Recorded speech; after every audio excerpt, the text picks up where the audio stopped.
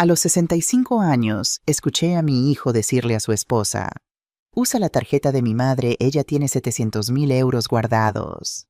En ese momento comprendí que los 18 años que llevaba viviendo en su casa no habían sido un hogar, sino una prisión silenciosa. Lo que hice en las siguientes 48 horas conmocionó a toda mi familia y cambió mi vida para siempre. Me llamo Luna Ramírez Velasco.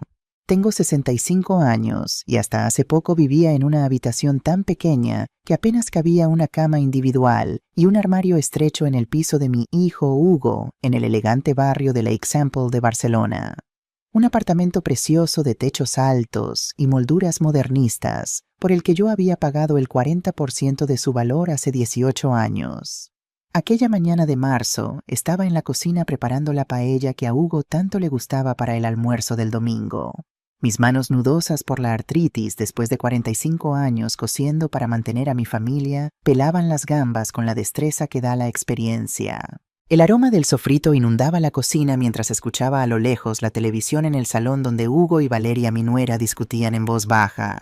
Mi rutina era siempre la misma: despertar a las 6, preparar el desayuno, limpiar la casa, hacer la compra, cocinar el almuerzo, lavar la ropa, planchar y entregar religiosamente mi pensión de 1.200 euros cada mes a Hugo para ayudar con los gastos. Gastos que sabía perfectamente que no necesitaban, pues mi hijo ganaba más de 5.000 euros mensuales como ingeniero informático, y Valeria no se quedaba atrás con su trabajo en la boutique Prada del Passeig de Gracia. Valeria Domínguez Torres, mi nuera de 38 años, era una mujer impresionante, alta, esbelta, con ese tipo de belleza pulida que parece salida de una revista. Siempre impecablemente vestida y maquillada con ese aire de superioridad que te hace sentir invisible cuando estás en la misma habitación que ella. La había conocido hace 10 años cuando empezó a salir con Hugo, y desde el primer momento sentí que me miraba como si yo fuera un mueble viejo que había que reemplazar. «Luna, no te olvides de la cena para esta noche», me dijo al pasar por la cocina sin detenerse ni mirarme mientras revisaba su teléfono. «Vienen los Martínez y quiero que prepares esa tarta de Santiago que les gustó tanto la última vez». «Claro», Valeria respondía automáticamente, aunque no recordaba que me hubieran mencionado ninguna cena. Vivir con ellos era como ser un fantasma, presente pero invisible, útil pero prescindible. Desde que vendí mi pequeño pero acogedor apartamento en el Raval para ayudar a Hugo con la entrada de este piso, me había convertido en poco más que una empleada doméstica sin sueldo. «Te devolveré el dinero en 2 años, mamá, cuando me asciendan en la empresa», me había prometido Hugo. Eso fue hace 18 años. El ascenso llegó 6 meses después. El dinero nunca volvió a mis manos. Mientras terminaba de preparar la paella, recordaba mi apartamento en el Raval. No era lujoso, pero era mío. 2 habitaciones pequeñas, un balcón desde donde se veía un trozo de cielo entre los edificios macetas con geranios rojos que yo misma cuidaba. Lo había comprado con el dinero del seguro tras la muerte de Antonio, mi marido, cuando Hugo tenía 15 años. Un lugar propio después de una vida alquilando. Y lo vendí por mi hijo. Por ese niño al que había criado sola desde que tenía 3 años, cuando Antonio nos abandonó por una camarera 20 años más joven que yo. Por ese niño por el que trabajé cosiendo hasta la madrugada para pagarle los estudios en una escuela privada, para que pudiera ir a la universidad en Madrid, para que tuviera lo que yo nunca tuve oportunidades.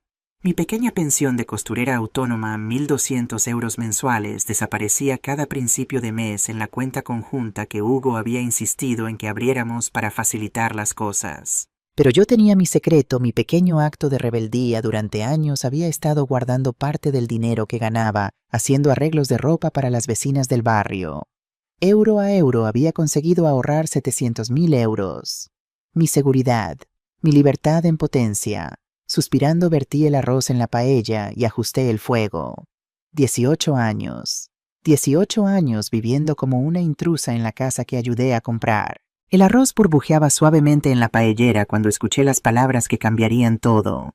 No pretendía escuchar su conversación, pero las paredes del pasillo que conectaba la cocina con el salón eran delgadas y sus voces llegaron claramente hasta mí.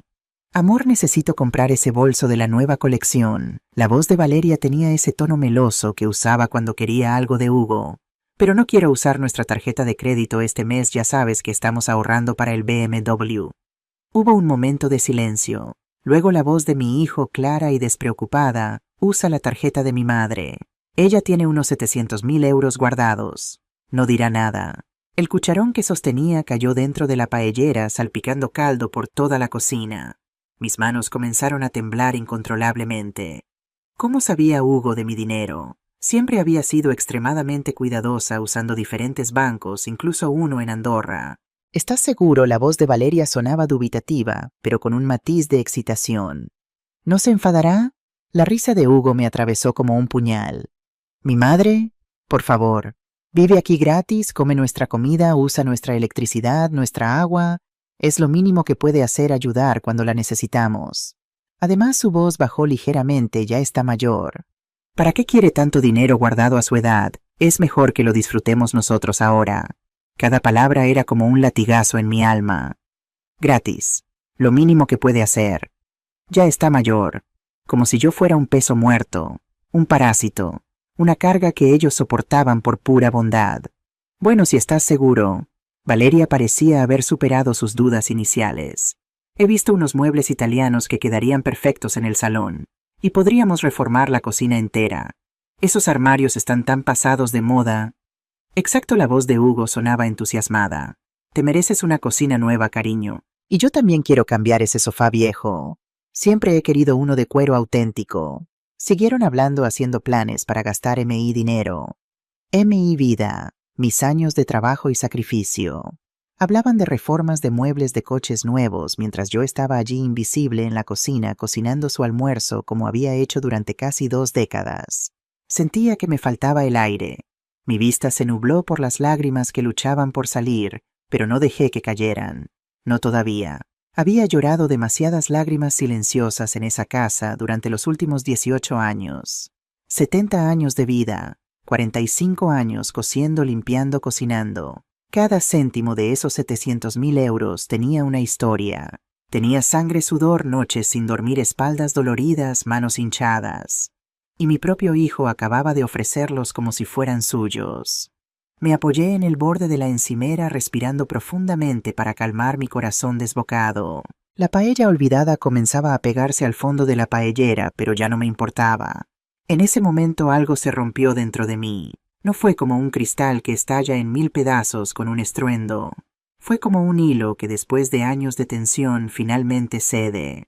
Silencioso. Definitivo. Apagué el fuego y me quedé inmóvil durante varios minutos, simplemente respirando. Luego, con una calma que me sorprendió a mí misma, caminé lentamente hasta la puerta de la cocina. Me quedé allí observándolos a los dos en el sofá, mi sofá que había traído de mi antiguo apartamento. Hugo tenía el móvil en la mano, probablemente buscando precios de muebles. Valeria estaba recostada sobre él, sonriendo, señalando la pantalla. Mi hijo, mi único hijo, el niño que crié sola después de que su padre nos abandonara. El niño por el que trabajé en 3 empleos simultáneamente para pagarle una buena educación. El niño que se graduó en la Universidad Politécnica de Madrid porque cosí ropa hasta las 4 de la mañana durante años para pagar sus estudios. Ahora ese niño era un hombre de 40 años que acababa de llamarme vieja e inútil, que planeaba robarme. Volví a la cocina sin que me vieran. Con movimientos mecánicos salvé lo que pude de la paella, añadí más caldo, ajusté el arroz. Completé la comida en piloto automático mientras mi mente hervía. 18 años viviendo en esa casa, en la habitación más pequeña esa, donde apenas cabía una cama individual y un armario estrecho. 18 años cocinando, limpiando, lavando, planchando. 18 años entregando mi pensión completa sin cuestionar. 18 años sintiéndome una intrusa en la casa que ayudé a comprar. Porque sí, cuando vendí mi apartamento y le di 200.000 euros a Hugo, él prometió que era un préstamo. Te pagaré en 2 años, mamá, cuando reciba un ascenso. Eso fue hace 18 años. El ascenso llegó. El dinero nunca regresó. Y cuando me atreví a tocar el tema hace un par de años, Hugo se irritó. Mamá, ¿vives aquí, no? Eso vale más que 200.000 euros. Deja de ser tan tacaña. Tacaña. Yo que di cada céntimo que tenía por este hijo era tacaña. El almuerzo estuvo listo, coloqué todo en la mesa como siempre hacía. La paella en el centro, la ensalada al lado, el pan recién cortado, el vino que a Hugo le gustaba. Llamé con voz neutra. La comida está lista. Hugo y Valeria vinieron a sentarse sin siquiera agradecerme. Era la rutina. Yo era la empleada invisible. «Mamá, este arroz está un poco pasado», dijo Hugo masticando con desaprobación. «Disculpa, hijo. La próxima vez estaré más atenta». Valeria rodó los ojos discretamente, pero no tan discretamente como para que no lo notara. Yo lo vi. Siempre lo veía. Comí en silencio cada bocado pesándome en la garganta como plomo. Mi cabeza funcionaba a 1000 pensamientos por segundo. Necesitaba hacer algo. No podía seguir viviendo así. No podía dejar que usaran mi dinero como si fuera de ellos. Y entonces lo supe con claridad cristalina. No habría una próxima vez. Después del almuerzo lavé los platos mientras Hugo y Valeria volvían al salón. Les escuché discutir sobre ir al cine o quedarse en casa viendo Netflix. Cosas normales cotidianas, como si la conversación que acababa de escuchar no hubiera ocurrido. Como si no acabaran de planear robarme los ahorros de toda mi vida. Mientras mis manos se movían mecánicamente en el agua jabonosa, mi mente viajó al pasado. A la Madrid de los años 80, cuando Antonio se fue dejándome sola con Hugo, de apenas 3 años. Recuerdo la sensación de pánico absoluto. No tenía familia en la ciudad, mis padres habían muerto años atrás en nuestro pueblo de Extremadura. Había dejado la escuela a los 14 años para trabajar, no tenía formación más allá de lo que había aprendido como aprendiz de costurera. El alquiler, la comida, la ropa del niño, todo dependía ahora exclusivamente de mí. Conseguí 3 trabajos, cosía en un taller por las mañanas, limpiaba oficinas por las tardes y por las noches hacía arreglos de ropa en casa. Dormía 4 horas diarias, a veces menos. Mis manos desarrollaron callos permanentes, mi espalda un dolor crónico que nunca me abandonaría.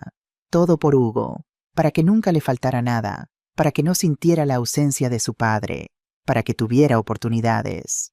Cuando cumplió 6 años, lo matriculé en un colegio concertado. No era el más caro, pero era mejor que la escuela pública del barrio conocida por sus problemas. Recuerdo cómo me miró la directora cuando fui a matricularlo con mi vestido remendado y mis zapatos gastados. Pero también recuerdo su expresión cuando pagué la matrícula completa en efectivo por adelantado. El respeto reluctante en sus ojos. Hugo destacó desde el principio. Inteligente, curioso, con facilidad para las matemáticas. Sus profesores me decían que tenía potencial, que podría llegar lejos con la educación adecuada. Y yo me juré a mí misma que se la daría costara lo que costara. Cuando tenía 12 años, Antonio reapareció brevemente. Su aventura con la camarera había terminado y ahora quería reconectar con su hijo. Vino a casa un domingo con un juguete caro para Hugo y sonrisas falsas para mí. Le dejé entrar por Hugo, pensando que quizás el niño necesitaba a su padre. A la tercera visita, Antonio me pidió dinero. Necesitaba un préstamo temporal para un negocio que iba a montar. Se enfureció cuando me negué. Gritó, rompió platos, asustó a Hugo. Fue la última vez que lo vimos. Años después nos enteramos que había muerto en un accidente de tráfico en Valencia. Hugo tenía 15 años entonces. No lloró en el funeral. El seguro de vida de Antonio, que sorprendentemente había mantenido con mi nombre como beneficiaria, me permitió comprar mi pequeño apartamento en el Raval. 2 habitaciones, un baño, una cocina diminuta, pero nuestro. Recuerdo la expresión de Hugo cuando le mostré las llaves. ¿Es nuestro de verdad, mamá? ¿No tendremos que mudarnos más? Esa fue una de las pocas veces que lloré delante de él. De felicidad, de alivio, de orgullo, por haber podido darle algo de estabilidad. Hugo siguió destacando en la escuela. Cuando llegó el momento de ir a la universidad, consiguió una beca parcial para estudiar ingeniería informática en la Universidad Politécnica de Madrid. La beca cubría la matrícula, pero no el alojamiento ni la manutención.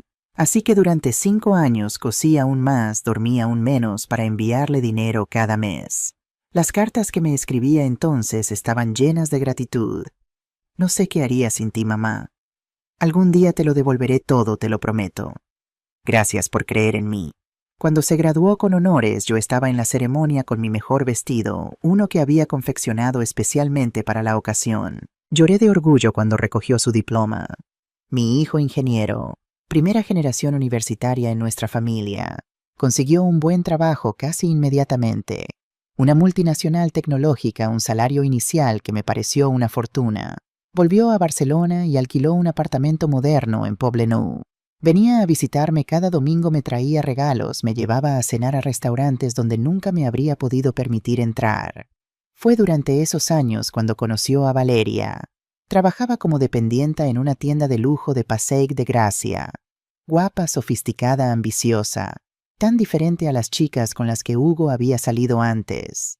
Desde el principio Valeria dejó claro que mi apartamento en el Raval le parecía deprimente y anticuado. Nunca lo dijo directamente, pero sus miradas de desdén cuando visitaba el lugar hablaban por sí solas. Hugo comenzó a cambiar. Venía menos a verme. Sus llamadas se espaciaron. Cuando lo mencionaba siempre tenía alguna excusa: demasiado trabajo, un viaje con Valeria, compromisos sociales. La boda fue en una masía a las afueras de Barcelona. Una ceremonia elegante, costosa, con 200 invitados, la mayoría amigos de Valeria, y contactos profesionales de Hugo. Mis pocas amigas del barrio parecían peces fuera del agua entre tanto lujo. La madre de Valeria, una mujer con el mismo tipo de belleza artificial que su hija, apenas me dirigió la palabra. 6 meses después de la boda vino la propuesta. Hugo y Valeria querían comprar un piso en Example, pero les faltaba para la entrada. Si yo vendía mi apartamento en el Raval y les prestaba el dinero, podría vivir con ellos. Será mejor para ti, mamá. Es un barrio más seguro. El edificio tiene ascensor, estaremos juntos. Dudé. Amaba mi independencia, mi pequeño espacio propio. Pero también amaba a mi hijo, y la idea de vivir cerca de él, de quizás algún día ayudar a cuidar a mis nietos, me convenció. Vendí mi apartamento por 200.000 euros. Todo fue para Hugo y Valeria. Me mudé a la habitación más pequeña de su nuevo piso, con apenas espacio para mi cama y un armario donde no cabía ni la mitad de mis cosas.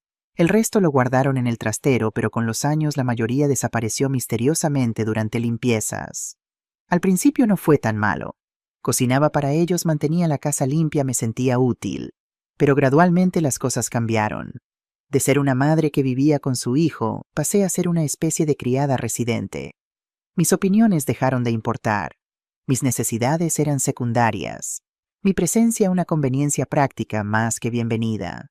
Valeria comenzó a supervisar mi trabajo doméstico, señalando imperfecciones, quejándose de mi forma de cocinar, reorganizando lo que yo había limpiado. Hugo, que alguna vez habría saltado en mi defensa, ahora se limitaba a decir: «Mamá intenta hacerlo como le gusta a Valeria, es su casa después de todo». Su casa, la casa que yo había ayudado a comprar. Y luego empezaron los comentarios sobre mi edad. «Mamá, no te esfuerces tanto a tu edad. Luna, quizás deberías ver a un médico, estás olvidando cosas últimamente. ¿No crees que ya es hora de que te retires completamente?» Como si 65 años fuera la antesala de la decrepitud. La última discusión grande sobre el dinero había sido hace 2 años.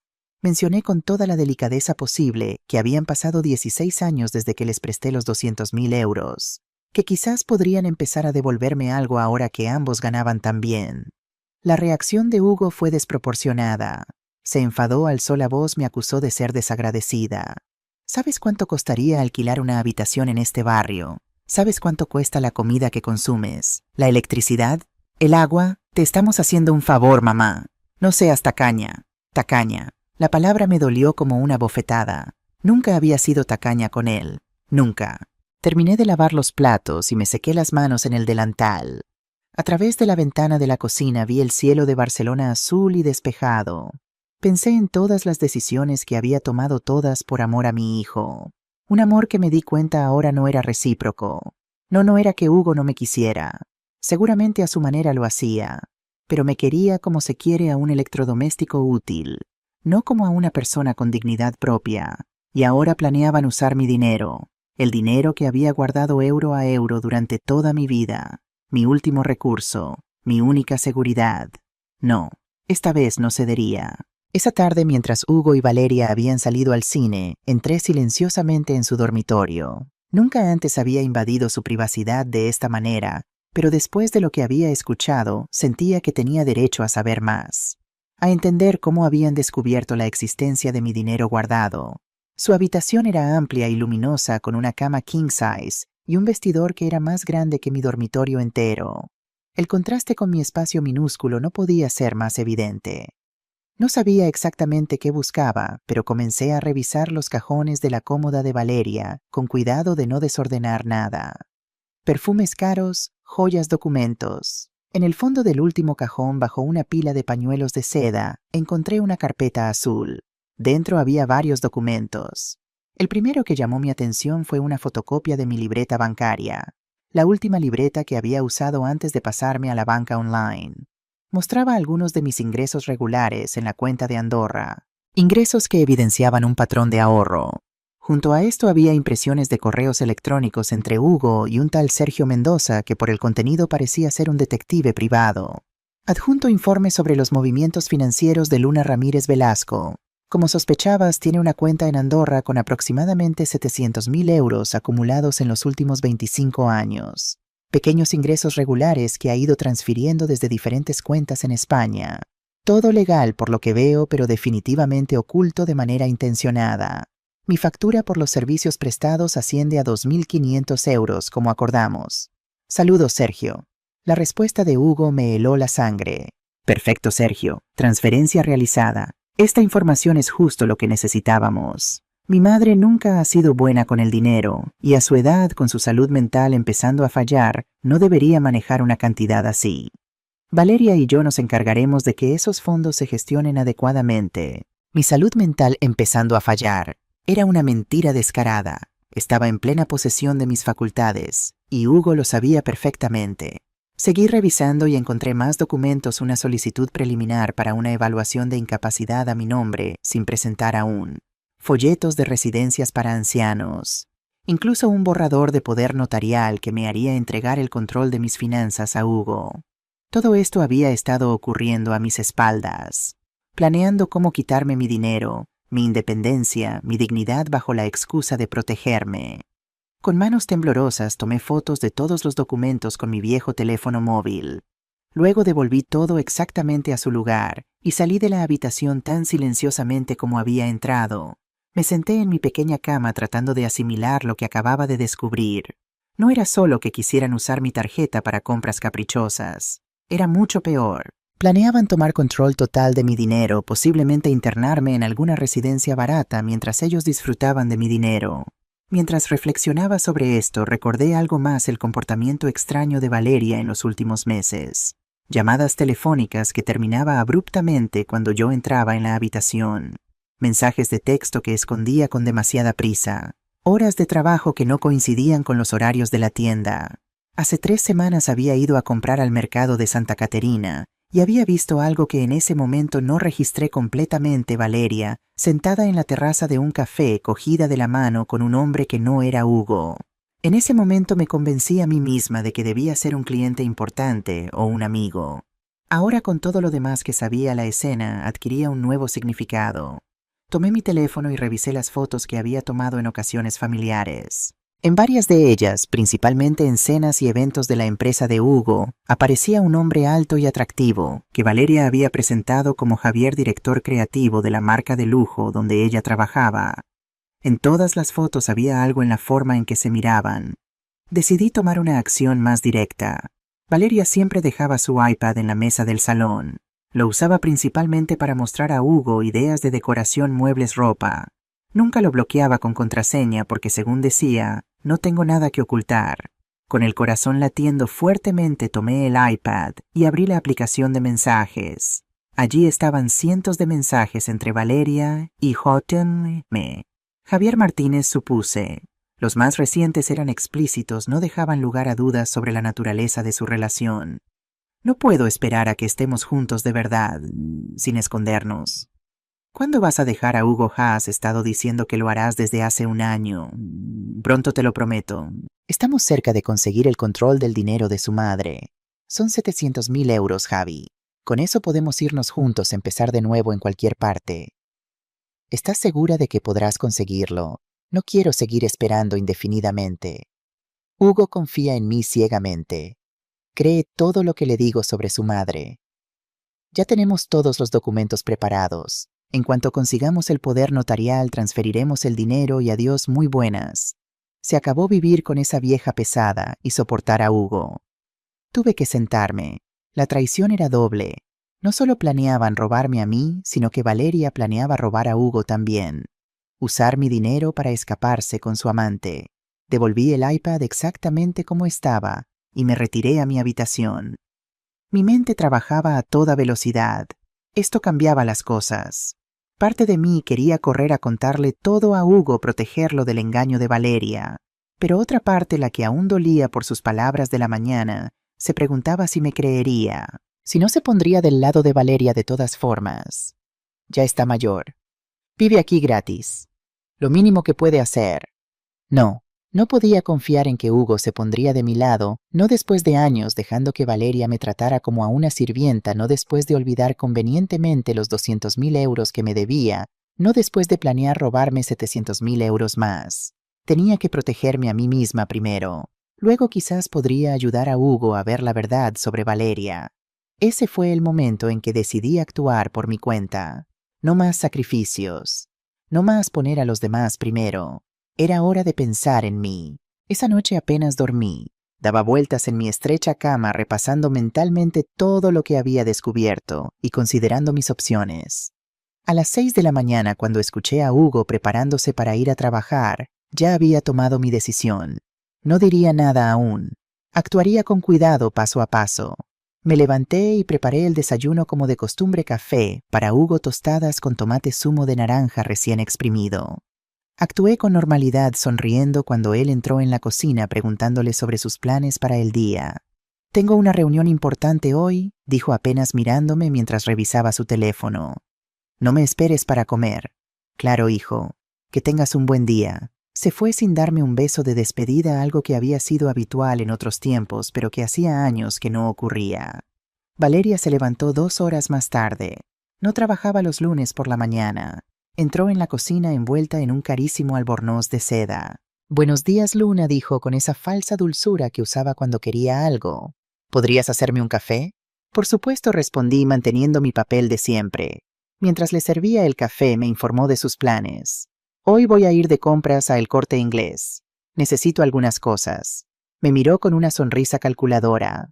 «¿Me prestas tu tarjeta de crédito? La mía está casi al límite este mes. Así que iba a ser hoy». Estaban actuando más rápido de lo que esperaba. «Claro, Valeria. Está en mi bolso en mi habitación». Ella sonrió satisfecha y volvió a su teléfono, probablemente escribiendo a Javier sobre sus planes de compra con mi dinero. En cuanto Valeria terminó su desayuno y volvió a su dormitorio para arreglarse, me encerré en mi habitación y tomé mi teléfono móvil. Con dedos temblorosos marqué el número del BBVA, mi banco principal. «Banco Bilbao Vizcaya Argentaria, buenos días. ¿En qué puedo ayudarle?», respondió una voz profesional. «Buenos días. Necesito bloquear mi tarjeta de crédito de inmediato», dije sorprendida por la firmeza de mi propia voz. «Por supuesto, señora. ¿Puede decirme su nombre completo y proporcionarme algún dato identificativo?» Di todos mis datos, respondí a las preguntas de seguridad, confirmé mi fecha de nacimiento, mi dirección, los últimos movimientos de mi cuenta. «Ah, sí, ¿ha habido algún problema con la tarjeta? ¿Se ha perdido o ha sido robada?», preguntó la operadora. «Digamos que alguien está intentando usarla sin mi autorización», respondí. «Entiendo. Estoy bloqueando su tarjeta en este momento. A partir de ahora ninguna transacción podrá realizarse con ella. ¿Desea solicitar una nueva tarjeta?». «Sí, pero no la envíen a mi dirección actual. Pasaré a recogerla personalmente en la sucursal la próxima semana». «Perfecto. Su tarjeta ha sido bloqueada a las 10:17. La nueva estará disponible para recoger en su sucursal habitual a partir del viernes. ¿Puedo ayudarle en algo más?». «Sí, por favor. Quiero hacer una transferencia». Durante los siguientes 20 minutos di instrucciones para transferir 690.000 euros de mi cuenta de Andorra a una nueva cuenta que abrí en un banco diferente. Dejé 10.000 euros en la cuenta original, lo suficiente para que no pareciera sospechoso de inmediato si Valeria o Hugo intentaban verificar el saldo. Cuando colgué, mi corazón latía como si hubiera corrido una maratón, pero también sentí algo nuevo, una sensación de poder y control que no había experimentado en años. Apenas había terminado la llamada cuando Valeria golpeó mi puerta. «Luna, ¿me das tu tarjeta? Voy a salir ya». Abrí la puerta con una sonrisa amable y le entregué mi tarjeta de crédito, sabiendo perfectamente que sería rechazada en cualquier intento de compra. «Aquí tienes, querida. Que disfrutes comprando». Valeria tomó la tarjeta con una sonrisa de satisfacción que me revolvió el estómago. Por un momento casi sentí lástima por ella. «Casi. Gracias, Luna. No volveré hasta la tarde, así que no te preocupes por el almuerzo».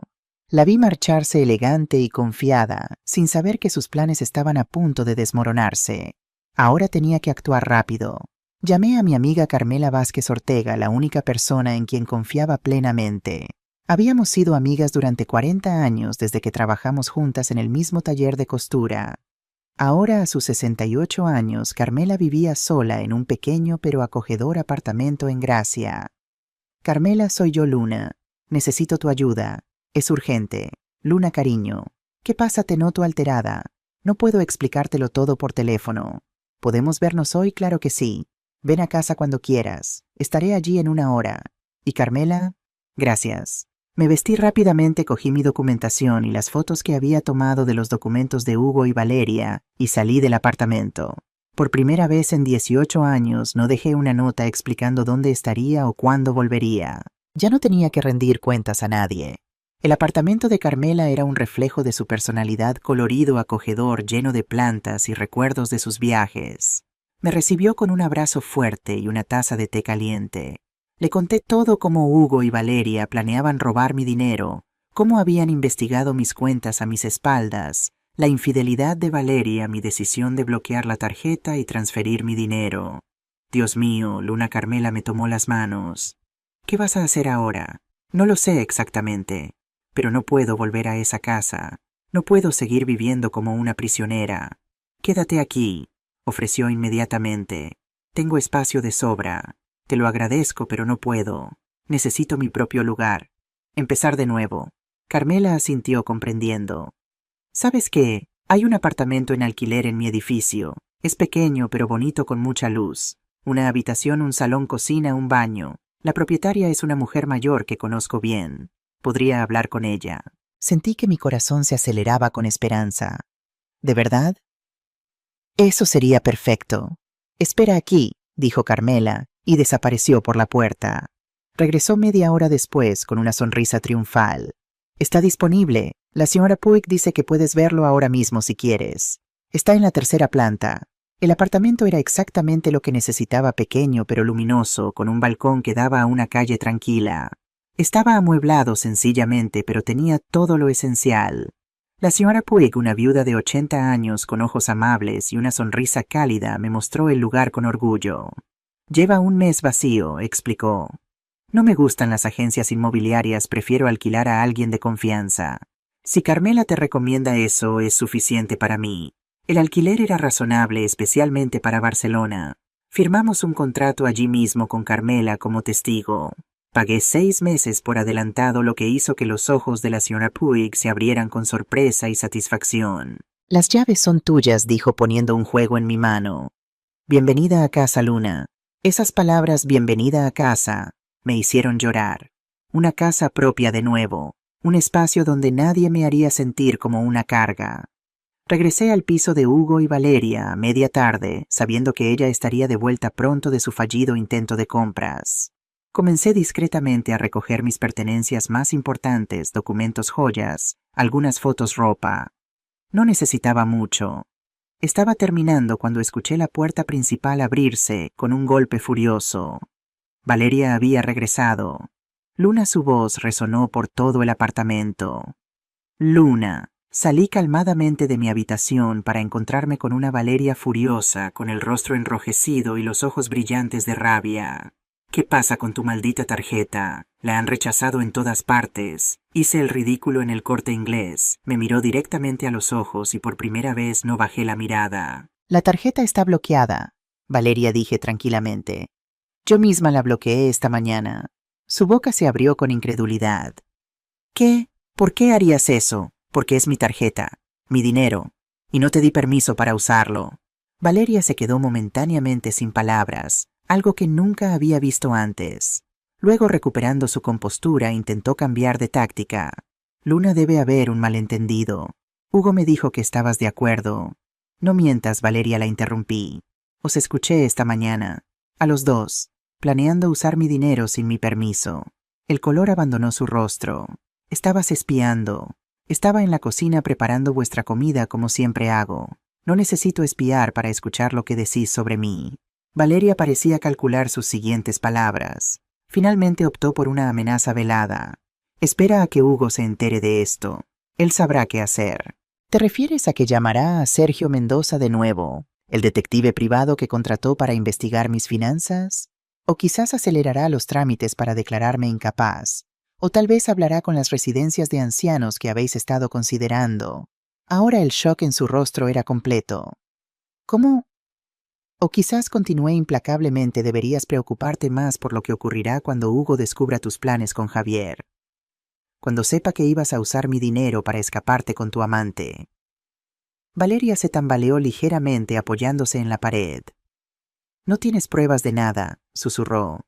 Tengo fotos de todos los documentos, capturas de vuestros mensajes, todo lo que necesito para demostrar lo que habéis estado planeando.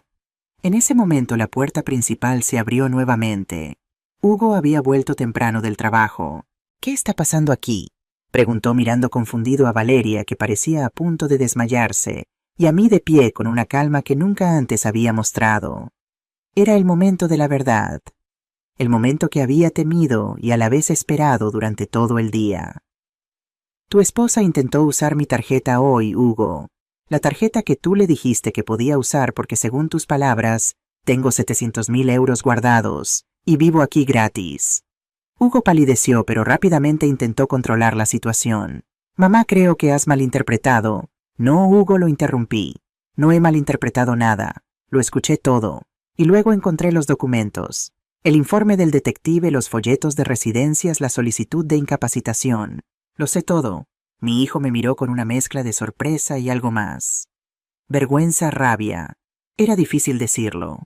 Era por tu propio bien, dijo finalmente. No puedes manejar tanto dinero a tu edad. Necesitas ayuda, protección. Mi propio bien, mi voz permaneció calmada, aunque por dentro temblaba. ¿Cómo era por mi propio bien que planearais usar mi dinero para reformar la cocina y comprar un sofá de cuero? O quizás te refieres a cómo era por mi propio bien que tu esposa planeara usar mi dinero para escaparse con su amante. Esto captó por completo la atención de Hugo. Se volvió hacia Valeria. ¿De qué está hablando Valeria? Valeria comenzó a llorar, lágrimas perfectamente calculadas. No le creas, Hugo. Está confundida, inventa cosas. ¿Quién es Javier, Valeria?, pregunté directamente. El director creativo de tu trabajo, con quien has estado viéndote a escondidas durante meses. ¿Con quién planeabas irte usando mi dinero? El rostro de Hugo pasó de la confusión al shock y finalmente a la furia. ¿Es eso cierto?, le preguntó a Valeria con voz tensa. Hugo, por favor, sollozó Valeria. Tu madre está mintiendo. Está celosa de nuestra felicidad. Siempre lo ha estado. Tengo pruebas, dije simplemente y mostré mi teléfono con las capturas de pantalla de sus mensajes con Javier. Hugo tomó el teléfono con manos temblorosas. Lo vi leer su rostro transformándose con cada mensaje. Cuando terminó, miró a Valeria con una expresión que nunca había visto en él, puro desprecio. Fuera de mi vista, le dijo en voz baja pero firme. Ahora. Valeria intentó hablar, pero Hugo la silenció con un gesto. Recoge tus cosas y vete. Ya hablaremos con los abogados. Valeria me lanzó una mirada de odio puro antes de correr hacia el dormitorio principal, cerrando la puerta de un golpe. Hugo se volvió hacia mí y vi por primera vez la posibilidad de reconciliación, de entendimiento. Pero entonces habló. Mamá, lo siento por lo de Valeria. Tenías razón sobre ella. Pero aún creo que deberías dejarme administrar tu dinero. No es seguro que tengas tanto control a tu edad. Y allí estaba. Incluso enfrentado a la traición de su esposa, incluso sabiendo que habían planeado robarme, aún creía que tenía derecho a mi dinero, que yo era incapaz de manejar mis propios asuntos. Hugo, dije con una tranquilidad que surgía de una certeza absoluta.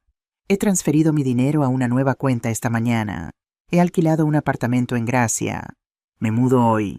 Por un momento pareció no comprender lo que le estaba diciendo. Luego la comprensión llegó junto con la incredulidad. ¿Qué, no puedes hacer eso?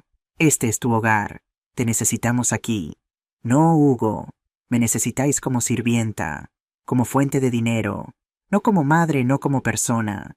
Eso no es justo, mamá. Te hemos dado un techo, comida. Un techo. Ahora mi voz se elevó ligeramente.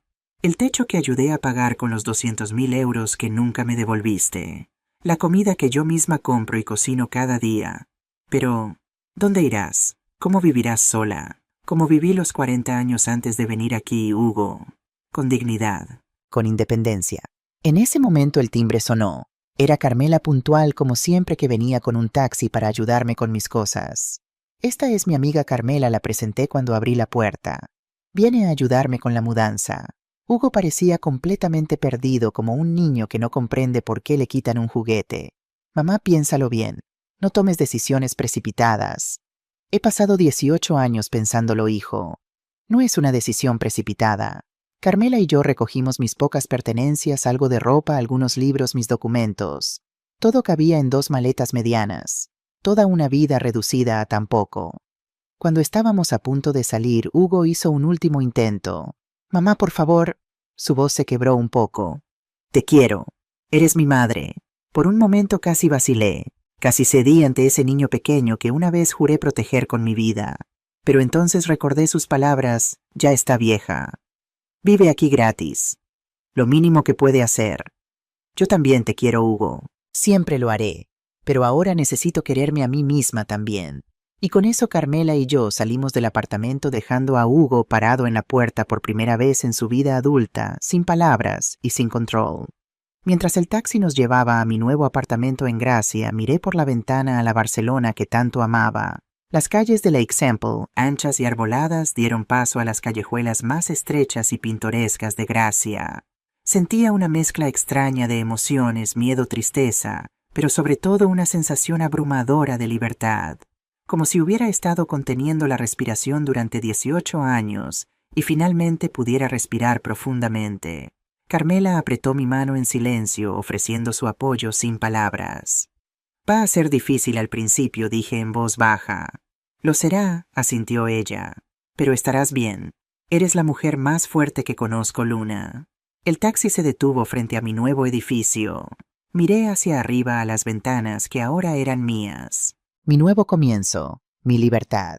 A los 65 años estaba empezando de nuevo, y por primera vez en mucho tiempo el futuro no me asustaba, me emocionaba. El amanecer de mi primera noche en el nuevo apartamento me sorprendió sentada junto a la ventana. No había conseguido dormir. Demasiadas emociones, demasiados pensamientos, demasiados años de sumisión, deshaciéndose en una única noche de libertad. El pequeño piso en Gracia era modesto pero luminoso. Un salón comedor con una cocina americana separada por una barra, un dormitorio con espacio suficiente para una cama doble y un armario y un baño completo con una bañera que me había prometido usar esa misma noche. El lugar olía ligeramente a pintura fresca y a los jazmines que Carmela había traído como regalo de bienvenida. Era mío, o al menos lo sería durante los próximos 6 meses. Después de casi 2 décadas sin un espacio propio, sin privacidad, sin el derecho a decidir cómo organizar mi vida, tenía por fin 4 paredes que me pertenecían. Carmela había insistido en quedarse a dormir aquella primera noche, pero yo necesitaba estar sola. Necesitaba respirar, procesar, planificar. Después de acompañarme a hacer una compra básica y ayudarme a organizar lo poco que había traído, se marchó con la promesa de volver al día siguiente. Llámame si necesitas cualquier cosa a cualquier hora, dijo, abrazándome fuerte en la puerta. Estoy a 2 pisos de distancia. En la soledad de la noche, mientras las luces de Barcelona parpadeaban más allá de mi ventana, elaboré mentalmente lo que tenía que hacer en los próximos días. Mi nuevo comienzo requería más que simplemente mudarme físicamente. Necesitaba establecer una base sólida para mi independencia. En primer lugar, debía asegurar mis finanzas. La transferencia que había hecho era solo el primer paso. Necesitaba organizar un plan financiero sostenible. Con 700.000 euros y mi pensión mensual de 1.200 euros, podía vivir cómodamente durante muchos años, si era prudente, pero debía ser cautelosa. En segundo lugar, tendría que enfrentar las consecuencias legales y emocionales de mi partida. Hugo no se rendiría fácilmente, especialmente ahora que sabía que tenía dinero. Aunque le había mostrado las pruebas de la infidelidad de Valeria, conocía bien a mi hijo. Su orgullo herido pronto daría paso a la ira y finalmente a los cálculos fríos. Me buscaría no por amor, sino por interés. Y finalmente necesitaba construir una vida nueva. Amistades, actividades, rutinas. No podía simplemente existir en este apartamento escondiéndome del mundo como había hecho en casa de Hugo.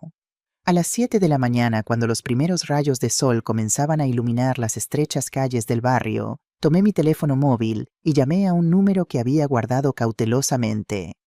Elena Morales, una abogada especializada en derecho familiar que había conocido años atrás en el taller de costura donde trabajaba. Le había arreglado su traje para una boda y habíamos congeniado de inmediato. Mantuvimos el contacto esporádicamente, y aunque hacía al menos 5 años que no hablábamos, esperaba que recordara quién era. Elena, soy Luna Ramírez, la costurera. No sé si me recuerdas. Luna, por supuesto que te recuerdo, su voz sonaba genuinamente complacida. ¿Cómo estás? Ha pasado tiempo. Le expliqué brevemente mi situación, los 18 años viviendo con mi hijo, el dinero que me debía, el descubrimiento de sus planes, mi decisión de irme. No entré en todos los detalles, pero fue suficiente para que Elena entendiera la gravedad del asunto. Necesito protegerme legalmente, concluí. No quiero que Hugo pueda reclamar nada de mi dinero o intentar declararme incapaz. Elena escuchó atentamente y luego habló con firmeza profesional. Has hecho bien en llamarme Luna. Lo que describes es un claro caso de abuso financiero contra una persona mayor. Vamos a protegerte. Puedes venir a mi despacho esta tarde a las 5. Está en Passeig de Gracia, cerca de la estación de metro de Diagonal. Acordamos la cita y después de colgar me sentí un poco más segura. Tener una profesional de mi lado significaba mucho.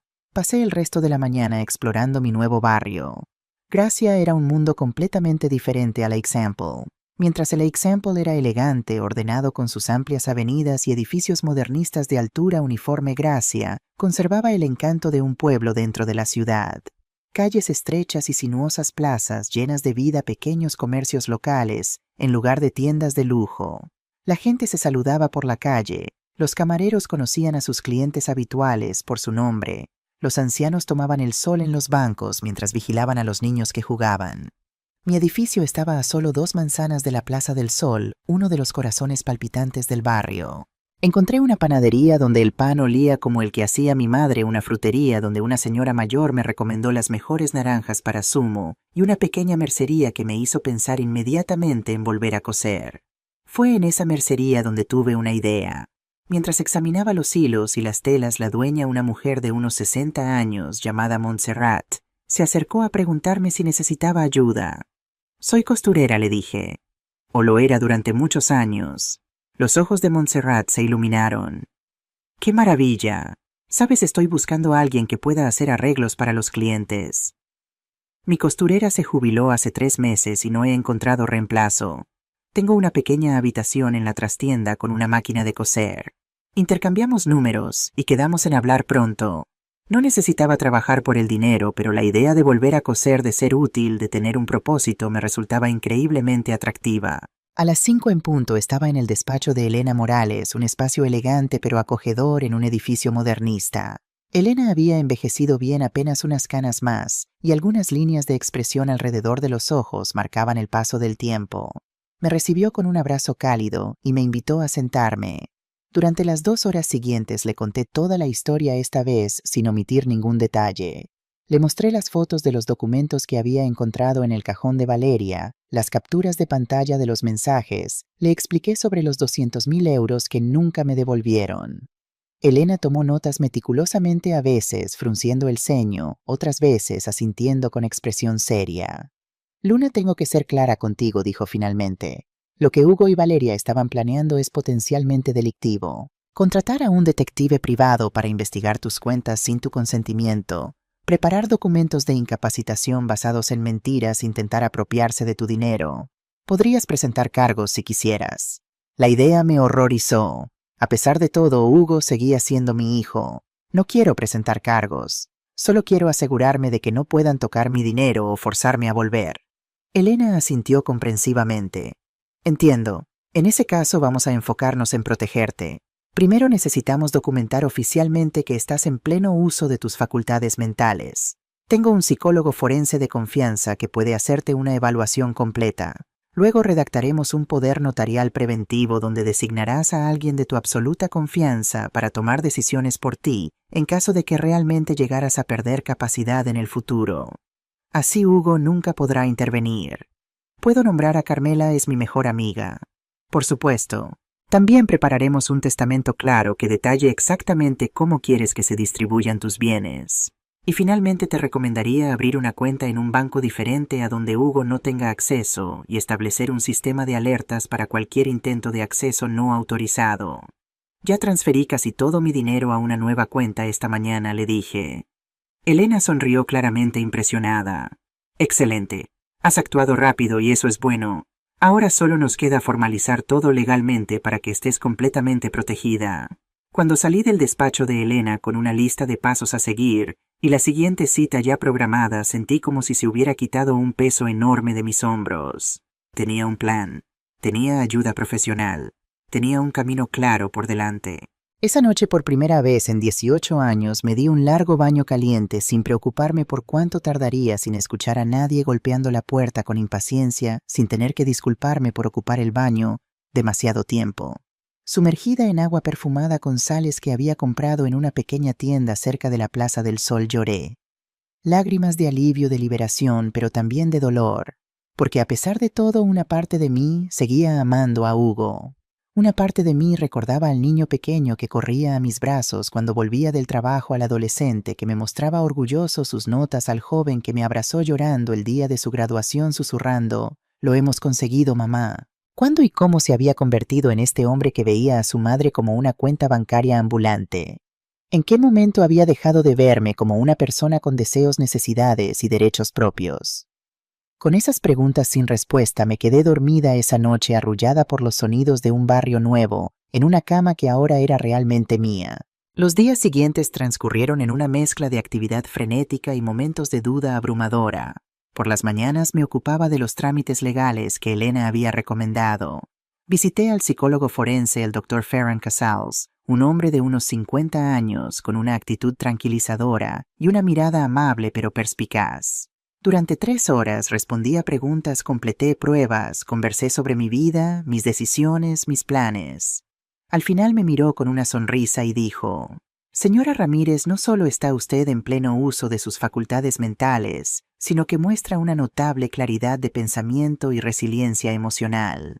Su informe reflejará eso sin ambigüedades».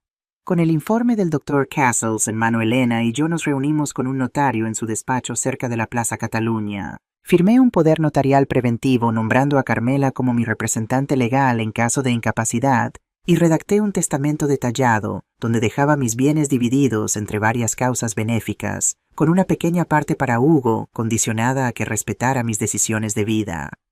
Es poco probable que cumpla la condición, pensé mientras firmaba, pero no quiero irme de este mundo sin darle una última oportunidad. También seguí el consejo de Elena y contraté a un asesor financiero para organizar mis ahorros. Martin Rovira, un hombre meticuloso de unos 40 años, diseñó un plan que me permitiría vivir cómodamente de los intereses y mi pensión sin tocar el capital principal, garantizando así mi seguridad financiera por el resto de mi vida. Por las tardes, con los asuntos prácticos ya en marcha, me permitía explorar mi nueva vida. Comencé a trabajar unas horas 3 veces por semana en la mercería de Montserrat, haciendo arreglos y reparaciones. Rechacé su oferta de pagarme, sugiriendo en cambio que me permitiera usar la máquina de coser para mis propios proyectos cuando no hubiera clientes. Aceptó encantada, y pronto me encontré redescubriendo la alegría de crear con mis manos, libre del agotamiento que había sentido cuando la costura era mi única forma de supervivencia. Conocí a otros vecinos del edificio, una joven pareja de profesores con un bebé recién nacido que vivían en el primer piso, un artista jubilado, Antoni, en el segundo, cuyas pinturas coloridas adornaban el vestíbulo, y una enfermera llamada Sofía en el piso de arriba que trabajaba en turnos nocturnos y a veces me pedía que recogiera sus paquetes. Pero en las noches, cuando el ajetreo del día se calmaba y me encontraba sola en mi apartamento, las dudas me asaltaban. Había sido demasiado dura. Estaba castigando a mi hijo por dejarse influenciar por una mujer manipuladora. ¿No debería una madre perdonar, comprender, estar siempre disponible? El teléfono sonó el 6.º día después de mi partida. Era Hugo. Dejé que sonara mirando la pantalla con el corazón latiendo aceleradamente. Cuando finalmente cesó, apareció la notificación de un mensaje de voz. Con dedos temblorosos lo reproduje. «Mamá, por favor, llámame cuando escuches esto. Necesito hablar contigo. Las cosas no están bien. Valeria se ha ido. Se llevó casi todo lo de valor que pudo meter en maletas. No sé dónde está. Creo que estaba con ese hombre desde hace mucho tiempo y yo fui un idiota. Y lo fui contigo también. Por favor, llámame. Te necesito. Su voz sonaba rota, vulnerable como cuando era niño, y tenía miedo por las noches. Mi instinto maternal se activó inmediatamente. Quería llamarlo, consolarlo, estar ahí para él como siempre había estado. Pero algo me detuvo. Un recuerdo. El recuerdo de su voz fría diciendo, ya está mayor. ¿Para qué quiere tanto dinero guardado a su edad? El recuerdo de su indignación cuando mencioné los 200.000 euros que me debía. El recuerdo de los documentos para declararme incapaz. No me estaba llamando porque se había arrepentido de cómo me trató. Me estaba llamando porque Valeria lo había abandonado y ahora necesitaba a alguien que cocinara, limpiara y lo cuidara nuevamente. Me necesitaba a mí, la madre servicial, no a Luna, la mujer con dignidad y derechos propios. No le devolví la llamada. Esa noche fui a cenar a casa de Carmela. Había invitado a algunos de sus amigos del barrio para que los conociera Dolores, una viuda de 70 años que había sido profesora de literatura. Joaquín, un jubilado de correos con una pasión por la jardinería. Y Pilar, una mujer divorciada de 62 años que había abierto una pequeña librería después de que sus hijos se independizaran. La cena fue deliciosa, la conversación fluida y natural. Estos eran mis pares, personas que habían vivido lo suficiente para acumular sabiduría, pero que seguían curiosos, activos, interesados en el mundo. Durante el postre mencioné la llamada de Hugo, expresando mis dudas sobre si había hecho lo correcto al no responder. Dolores tomó mi mano con firmeza. Luna, soy madre de 3 hijos. Sé exactamente lo que estás sintiendo. Pero a veces el mayor acto de amor hacia un hijo adulto es permitirle enfrentar las consecuencias de sus propias decisiones. Pilar asintió enfáticamente. Cuando me divorcié, mis hijos estaban furiosos conmigo. Pensaban que estaba siendo egoísta, que debería aguantar como habían hecho sus abuelas. No hablaron conmigo durante meses, pero cuando finalmente lo hicieron fue porque me respetaban como persona, no porque me necesitaban como sirvienta. Sus palabras resonaron profundamente en mí. Tenían razón. Si volvía corriendo ahora, nada cambiaría. Hugo aprendería que sin importar cómo me tratara, siempre estaría ahí para rescatarlo. Y yo volvería a mi jaula, quizás con barrotes más dorados esta vez, pero una jaula al fin y al cabo. Esa noche, de vuelta en mi apartamento, escribí una carta a Hugo. No para enviarla, sino para aclarar mis propios pensamientos. Escribí sobre todo el amor que sentía por él, sobre los sacrificios que había hecho gustosamente, sobre la alegría que me había dado verlo crecer y prosperar. Pero también escribí sobre el dolor de ser invisibilizada, sobre la humillación de ser tratada como una carga, sobre la traición que sentí cuando descubrí sus planes. Te amo, hijo mío, concluí, y siempre te amaré, pero ya no puedo amarte a costa de dejar de amarme a mí misma. Cuando estés listo para verme como una persona completa con derechos y dignidad propios, estaré aquí. Hasta entonces necesito este espacio para sanar. Guardé la carta en un cajón. Tal vez algún día estaría lista para enviársela. Tal vez no. Pero escribirla me ayudó a entender que mi decisión de no responder a su llamada no venía del rencor o el deseo de castigarlo. Venía del amor. Amor por él, a quien necesitaba enseñarle una lección vital sobre el respeto. Y amor por mí misma, a quien finalmente estaba aprendiendo a valorar. Hugo llamó 2 veces más en los días siguientes. Dejó mensajes similares al primero, cada vez más desesperados. En el último mencionó que había contratado a un detective para encontrar a Valeria, que estaba considerando vender el piso, que se sentía perdido. Cada llamada fue una prueba para mi resolución, pero me mantuve firme. No por dureza, sino por convicción de que este era el camino correcto para ambos. Mientras tanto, mi nueva vida comenzaba a tomar forma. La relación con Montserrat en la mercería evolucionó de profesional a amistosa. Me presentó a sus clientes habituales, la mayoría mujeres del barrio, quienes pronto comenzaron a pedirme directamente arreglos más complejos. Una de ellas, María José, una elegante señora de unos 70 años, me trajo un vestido de noche vintage para ajustar. Era de mi madre, explicó. Lo usaré para la gala benéfica del Hospital Sant Pau el mes que viene. Cuando le entregué el vestido perfectamente ajustado con algunos detalles mejorados que había añadido sin cobrar extra, María José quedó encantada. Luna, ¿has considerado hacer tus propias creaciones? Tienes un talento excepcional. Hace años que no diseño nada propio, admití. Solo hacía arreglos. Pues deberías retomarlo. Dirijo un pequeño grupo de mujeres que organiza un mercadillo artesanal mensual en la Plaza Virreina. Vendemos nuestras creaciones y lo recaudado va a una asociación que ayuda a mujeres mayores en situación vulnerable. Nos vendría muy bien alguien con tu habilidad. La idea me entusiasmó. Esa misma tarde compré telas y materiales y comencé a diseñar. Primero cosas sencillas, bolsas de tela decoradas, pequeños monederos, cojines con bordados elaborados. Pero pronto mi creatividad dormida durante tantos años despertó con fuerza renovada. Diseñé bufandas, chales, incluso algunas prendas sencillas. Trabajar con mis manos siempre había sido mi refugio. Durante los años difíciles tras el abandono de Antonio, cuando el miedo y la ansiedad me mantenían despierta por las noches, cosía hasta que mis dedos dolían. Pero entonces cosía por necesidad para sobrevivir. Ahora cosía por placer, por expresión, por conexión con otras mujeres que apreciaban mi arte. El contraste entre mi vida actual y la que había llevado en casa de Hugo no podía ser más marcado. Allí era invisible, aquí era valorada. Allí era una carga, aquí era un miembro apreciado de una comunidad. Allí envejecía con miedo, aquí florecía con esperanza. Una tarde, mientras tomaba un café en la Plaza del Sol, vi a una mujer que me resultaba familiar. Tardé un momento en reconocer a Valeria. Estaba sentada 2 mesas más allá, hablando animadamente con un hombre que supuse debía ser Javier. Llevaba gafas de sol y un pañuelo en la cabeza como si intentara no ser reconocida, pero su postura distintiva y sus gestos elegantes la delataban. Me quedé paralizada sin saber cómo reaccionar. Parte de mí quería confrontarla, preguntarle cómo podía haber traicionado así a Hugo, recordarle todo el daño que había causado. Pero otra parte, la más sabia, entendió que Valeria ya no tenía poder sobre mí ni sobre mi vida.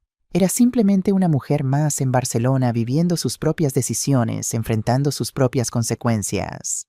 No me vio, o si lo hizo, decidió ignorarme. Terminé mi café tranquilamente y me fui sin mirar atrás. Valeria pertenecía a mi pasado, no a mi presente ni a mi futuro.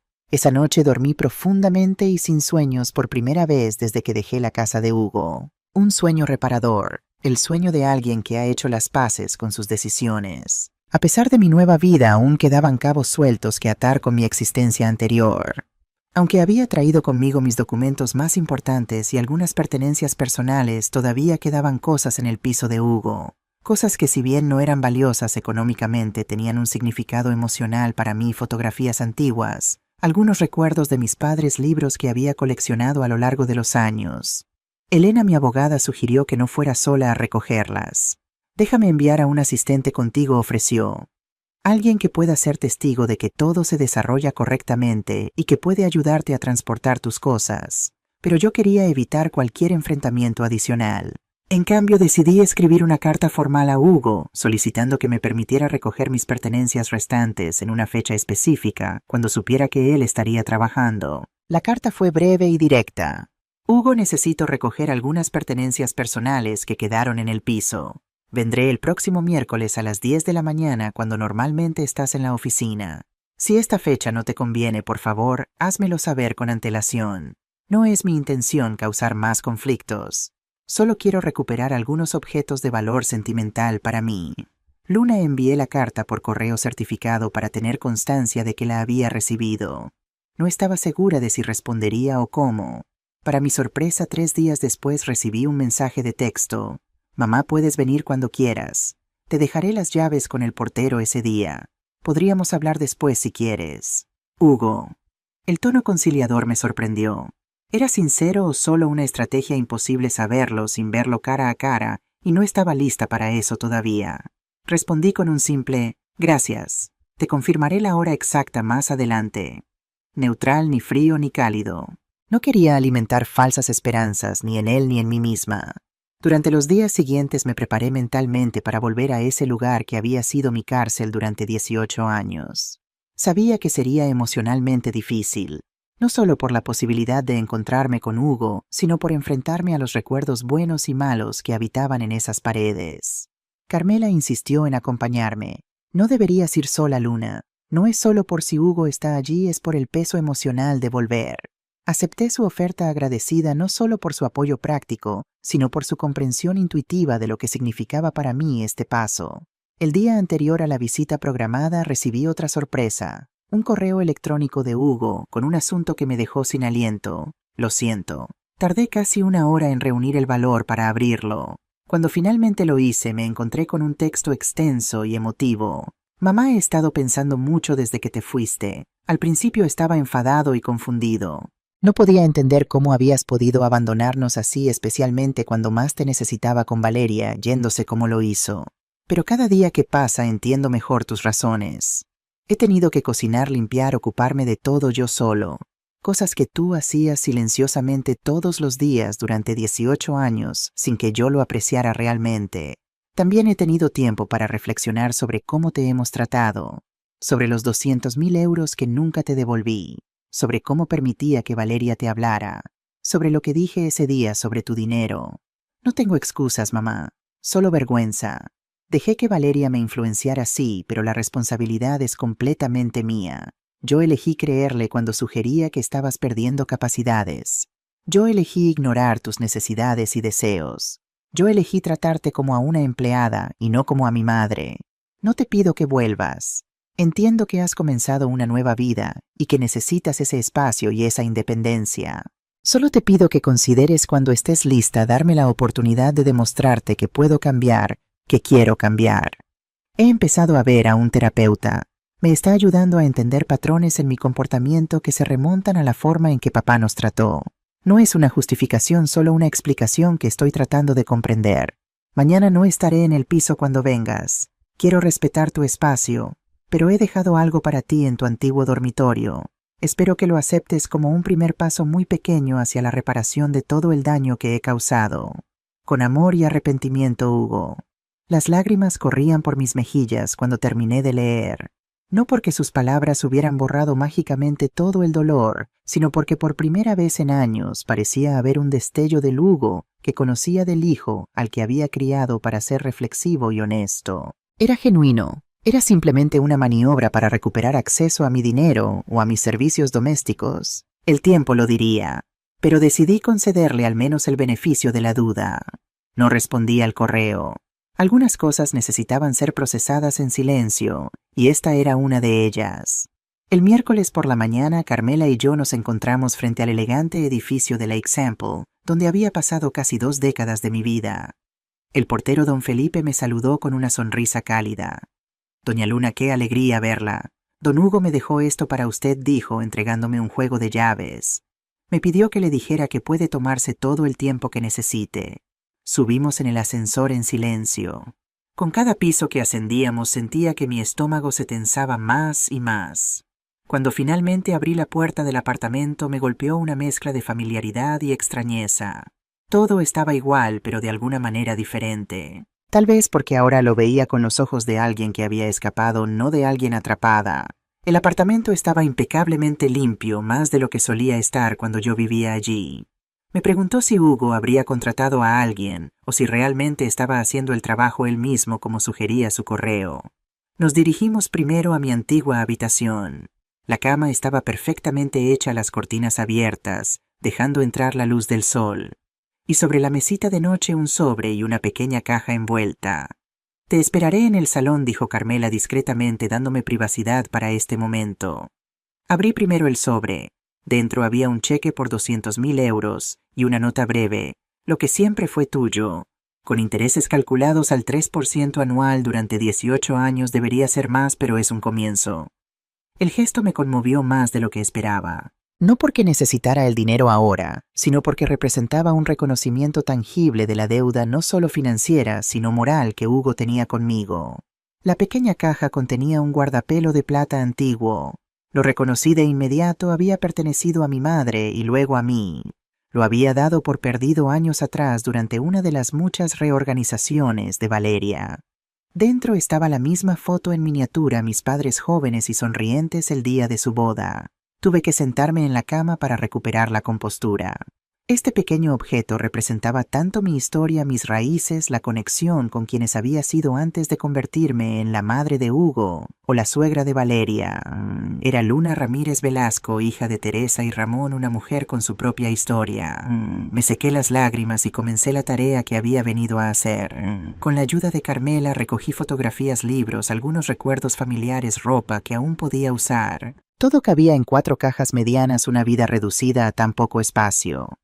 Cuando terminamos di una última vuelta por el apartamento. En la cocina donde había pasado tantas horas, donde había escuchado aquella conversación fatídica, que lo cambió todo, me detuve un momento. Podía casi verme a mí misma, allí invisible, sacrificada, resignada. Nunca más, me prometí silenciosamente. Nunca más seré invisible. Cerré la puerta del apartamento con una extraña sensación de finalidad. No de tristeza, no realmente, sino de cierre. Un capítulo terminado, una página vuelta. En el taxi de regreso a Gracia, con nuestras cajas cuidadosamente acomodadas en el maletero, Carmela me preguntó sobre el cheque y el guardapelo. ¿Crees que es sincero? ¿Que realmente está arrepentido? Miré por la ventana a la Barcelona que pasaba a nuestro lado considerando la pregunta.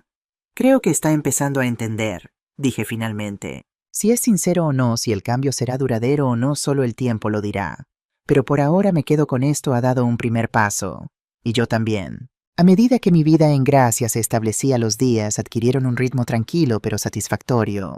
Trabajaba en la mercería 3 mañanas a la semana, asistía a un taller de literatura en el centro cívico los jueves por la tarde, y los domingos me reunía con el grupo de María José para preparar artículos para el mercadillo mensual. El apartamento, que inicialmente parecía demasiado vacío, demasiado silencioso, comenzaba a reflejar mi personalidad. Compré algunas plantas que coloqué en el balcón. Encontré en un mercado de pulgas un pequeño escritorio donde instalé la máquina de coser que Montserrat me había regalado. Tengo una nueva en casa que casi nunca uso y tú le darás vida a esta. Y decoré las paredes con algunas de las fotografías que había recuperado del piso de Hugo. Un mes después de recoger mis pertenencias, recibí un mensaje de Hugo preguntando si podíamos vernos. Solo para tomar un café en un lugar público de tu elección. Entenderé si no estás lista. Consulté con Elena, quien me aconsejó proceder con cautela pero con mente abierta. El cheque es una buena señal, dijo. Muestra arrepentimiento concreto, no solo palabras. Pero ve despacio, Luna. Establece límites claros desde el principio. También hablé con Carmela, quien fue más directa. Ve, escúchalo, pero no prometas nada.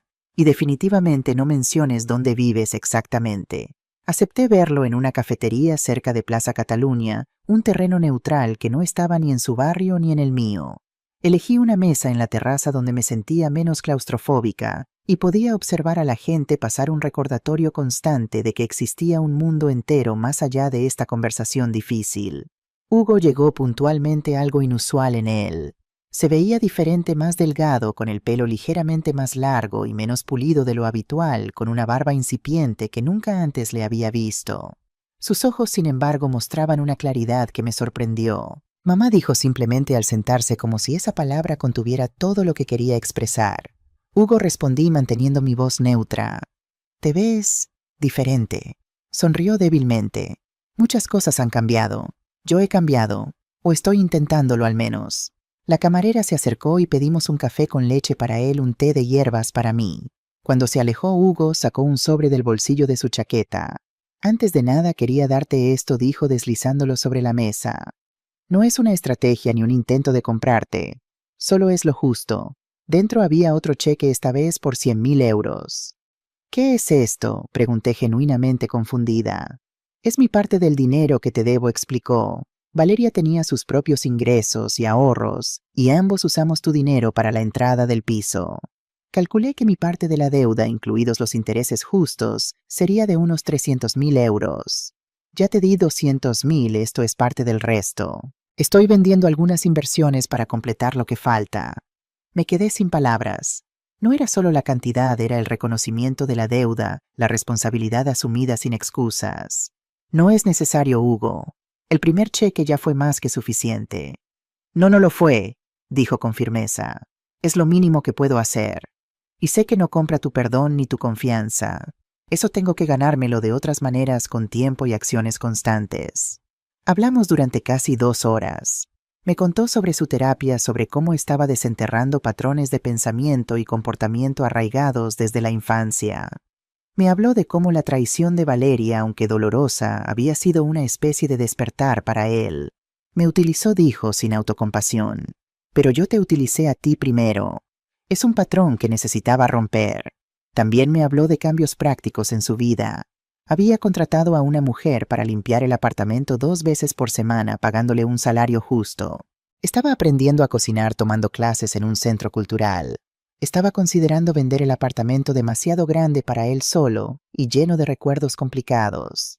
¿Y tú, mamá?, preguntó finalmente. ¿Cómo estás realmente? Le hablé de mi nueva vida sin entrar en demasiados detalles específicos. Le conté sobre la mercería, el grupo de artesanía, mis nuevos amigos. Le hablé de la libertad de decidir mi propio horario de comer, lo que yo quería, de decorar mi espacio a mi gusto. Nunca te había visto así, dijo, con una mezcla de alegría y tristeza. Tan viva, tan tú misma. No sabía que podía ser así, admití. Pasé tanto tiempo siendo solo tu madre, o la costurera, o la señora mayor, que había olvidado que también soy Luna. Solo Luna. Cuando nos despedimos, Hugo no intentó abrazarme, respetando el espacio físico y emocional que claramente necesitaba. Solo me miró con ojos sinceros y dijo: «Gracias por darme esta oportunidad, mamá. No la desperdiciaré. Y si alguna vez estás lista para que forme parte de tu nueva vida, aunque sea solo como un visitante ocasional, estaré esperando». Le di una sonrisa cautelosa pero genuina. Paso a paso, Hugo. Paso a paso. Esa noche sola en mi apartamento reflexioné sobre el encuentro. ¿Era posible una reconciliación real? ¿Podía confiar en este nuevo Hugo o volvería eventualmente a sus viejos patrones cuando la crisis inmediata pasara? No tenía respuestas claras, solo la certeza de que ahora, a diferencia de antes, la decisión era completamente mía. Y esa noche tomé otra decisión. Si iba a comenzar realmente una vida nueva, necesitaba un espacio que fuera completamente mío, no solo alquilado. Con mis ahorros y los 300.000 euros que Hugo me había devuelto, podía permitirme comprar un pequeño apartamento en Gracia, cerca de mis nuevos amigos, y la vida que estaba construyendo.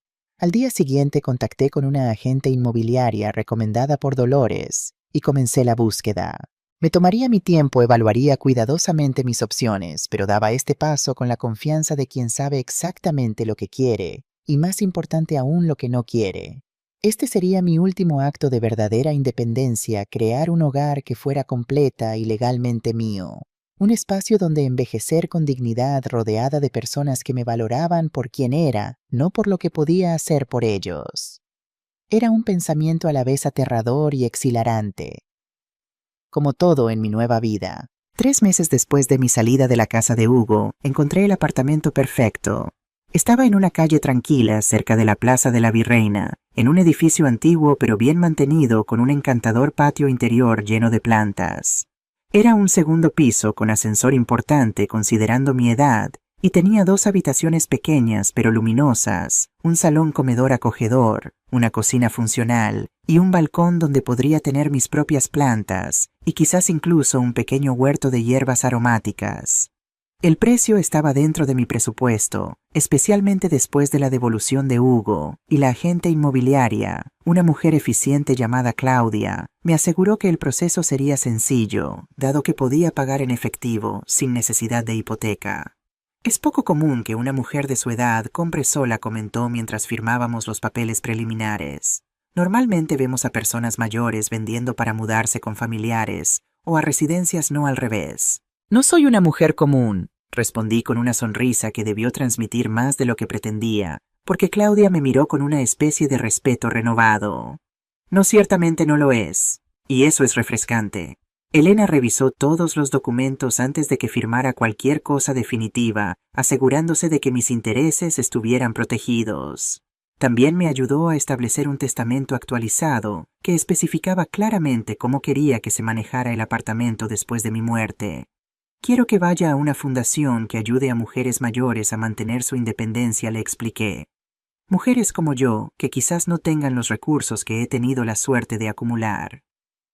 Elena me puso en contacto con una organización llamada Vidas Plenas, que hacía exactamente ese trabajo: ayudar a mujeres mayores a evitar situaciones de dependencia abusiva y a establecer vidas independientes y dignas. Es un legado hermoso, Luna, dijo Elena cuando finalizamos los arreglos. Estarás ayudando a otras mujeres a encontrar la libertad que tú has encontrado. El día de la firma final y la entrega de llaves coincidió por un capricho del destino con mi cumpleaños. 66 años. En otras circunstancias habría sido un día como cualquier otro, quizás con un pastel comprado apresuradamente por Valeria y una felicitación distraída de Hugo. En cambio, Carmela organizó una pequeña celebración en su apartamento después de la firma. Todos mis nuevos amigos estaban allí: Montserrat de la mercería María José y las mujeres del grupo de artesanía Dolores, Joaquín y Pilar, incluso algunos vecinos del edificio donde había estado alquilando. Y para mi sorpresa, Hugo. «Espero que no te moleste», dijo Carmela cuando lo vio entrar visiblemente nervioso con un ramo de flores y un pequeño paquete. «Me contactó preguntando si podía verte por tu cumpleaños. Le dije que estabas ocupada con la compra del apartamento, y él preguntó si podía asistir a la celebración». Parecía sincero, pero si prefieres que se vaya... «No está bien», dije, sorprendida de lo mucho que había cambiado mi actitud hacia él en estos meses. «Es un día importante. Quizás deba compartirlo con él también». Hugo se mantuvo discretamente al margen durante la mayor parte de la fiesta, observando con interés evidente mis interacciones con este nuevo círculo social que había formado. Solo se acercó cuando la mayoría de los invitados se habían ido, ofreciéndome el ramo claveles rojos, mis favoritos, no las rosas que Valeria siempre insistía en comprar, y el pequeño paquete. «Feliz cumpleaños, mamá», dijo con una sonrisa tímida. «Y felicidades por tu nuevo hogar. Es un paso valiente». «Gracias, Hugo», respondí aceptando los regalos. «Me alegra que hayas venido». El paquete contenía un juego de llaves antiguas bellamente ornamentadas, montadas en un marco con una inscripción: «Para nuevas puertas, nuevos comienzos». «Son llaves decorativas», obviamente, explicó. «Las encontré en un mercado de antigüedades. Me hicieron pensar en ti, en cómo estás abriendo nuevas puertas en tu vida». El gesto me conmovió profundamente. No era un regalo ostentoso ni caro, pero mostraba una comprensión de mi viaje que no habría creído posible en el Hugo de hace unos meses. «Es perfecto», dije sinceramente. «Lo colgaré en la entrada de mi nuevo apartamento». Nos despedimos con un abrazo breve pero genuino, el primero desde mi partida. No era una reconciliación completa, no todavía, pero era un comienzo. Esa noche, la última en mi apartamento alquilado, dormí poco. No por ansiedad o miedo, sino por la excitación ante lo que vendría.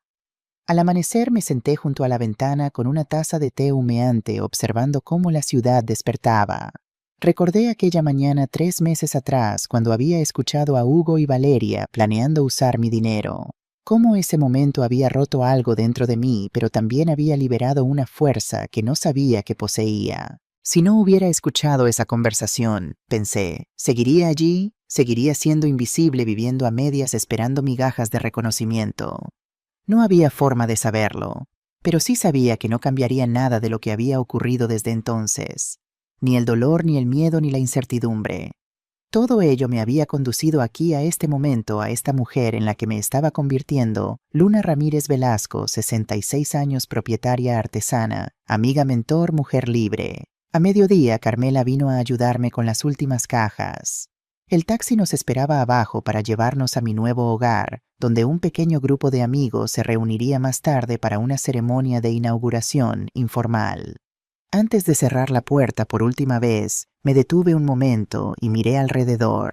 Este pequeño apartamento había sido mi primer paso hacia la libertad, un puente entre la prisión dorada de Lake Sample y la vida plena que ahora me esperaba. Le debía mucho a este espacio, a sus paredes que habían escuchado mis lágrimas y mis risas, mis dudas y mis decisiones.